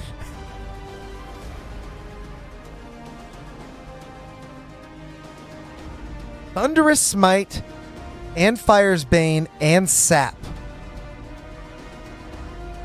Got it. Let's see if we can land it first.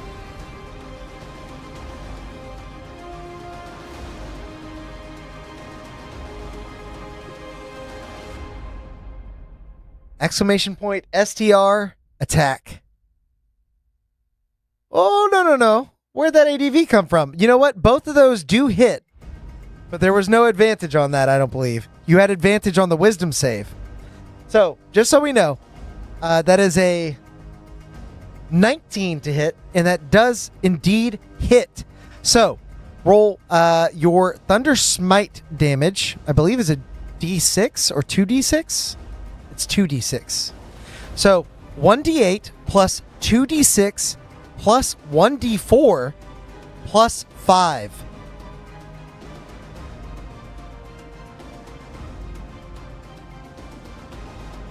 And bless. And we know bless will work too. No worries, Andres. I'm just trying to keep track of everything. It's not your fault. It's all good. So exclamation point R. 1d8, 2d6, 1d4, plus 5. Oh yeah, don't forget the d4. You have Divine Favor up still. That's at least 14. Roll one more d4. Let's see how much we're dealing.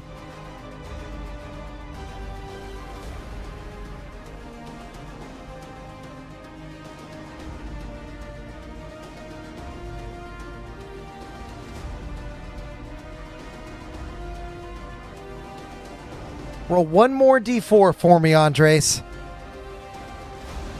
Can't leave out the Divine Favor. That's a big one.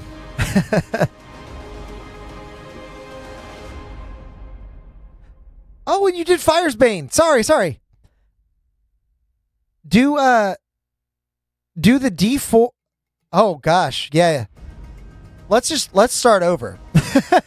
I see now the equation was messed up. So do exclamation point R, 1d8, 2d6, 1d4, 1d10 plus 5. I forgot about the Giant's Bane. That's my fault. So 1d8, 2d6, 1d4, 1d10 plus 5. We're going to see all of it come together. My God, the absolute Nova potential of this this paladin is awesome.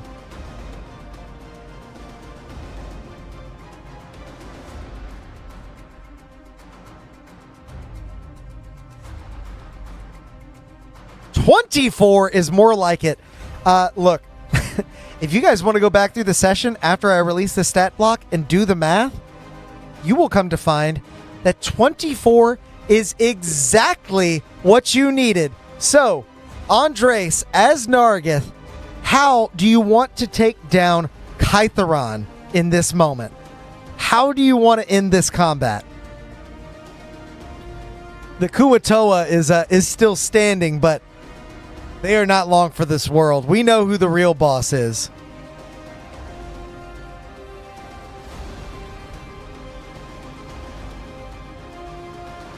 As a matter of fact, seeing their... How many charges does these gauntlet have? They level their strongest cantrip at the goldfish and say you're flushed.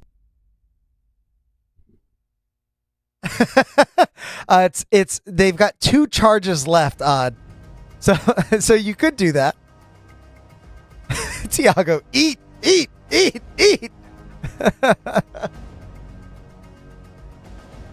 Oh, we know we're gonna get a good description from Andres here. So I will say, Andres, as you Tears of joy. as you focus up the last of your energy to fell Kytheron, your 2 allies are able to fell this Kuatoa with a tandem effort of cantrips and Morningstar swings. Well, I want to know how you finish this.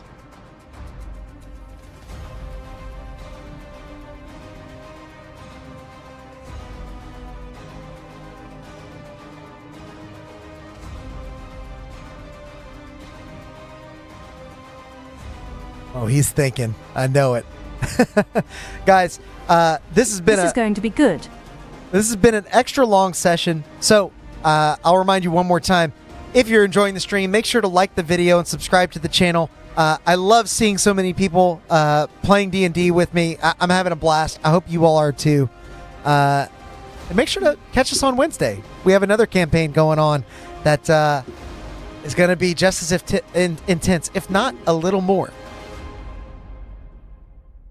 Oh, it is going to be a lot of typing XIVM. There's technically a word limit on the say command. We might reach it. The sword comes down void of sound. Instead of a sun of molten rock and blistering what air erupts, swallowing the entity and severing another tentacle that has been forever changed and purged. Hell yes. As your blade wreathed in white hot flame silences the atmosphere around you, searing what little moisture remains in the air from Ainir's storm. You strike across the chest of this foe, slicing the tentacle in the process. And as that final strike severs the pallid tendril snaking from the merfolk's back, it recoils with a wet snap, shriveling into the cracks from whence it came.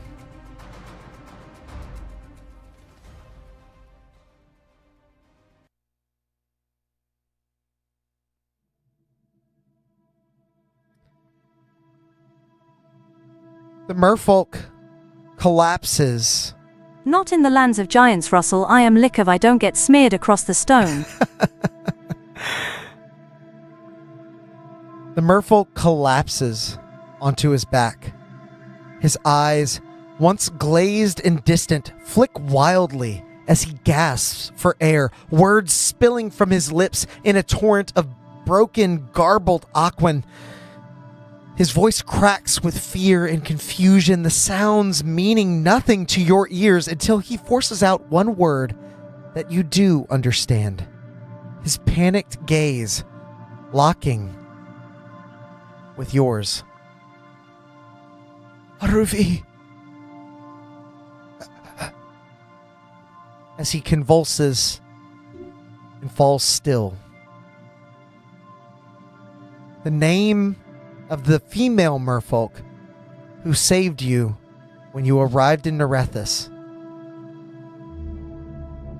was his final word. And as the concern of his features ripples across and into your own expression, you begin to worry. If something has happened to this merfolk, Aruvi's ally, and what has happened to her. And that is where we will end our session for tonight. Thank you, everyone, for joining in for a truly memorable session. I thought at first this could have just as easily been a TPK. But in fact, this has been probably the most triumphant bounce back that I have ever What a great DM'd session. for. Thanks, everyone. You guys have done so splendidly. I can't wait to see how the next chapter of this adventure unfolds. Make sure to like the video and subscribe to the channel. Make sure to join us on Wednesday for the Molten Myth. And just so you know, we are going to be at Gen Con The this lightning of weekend. storm from the lightning brings the changed and purged tentacle to Nerethys' hands.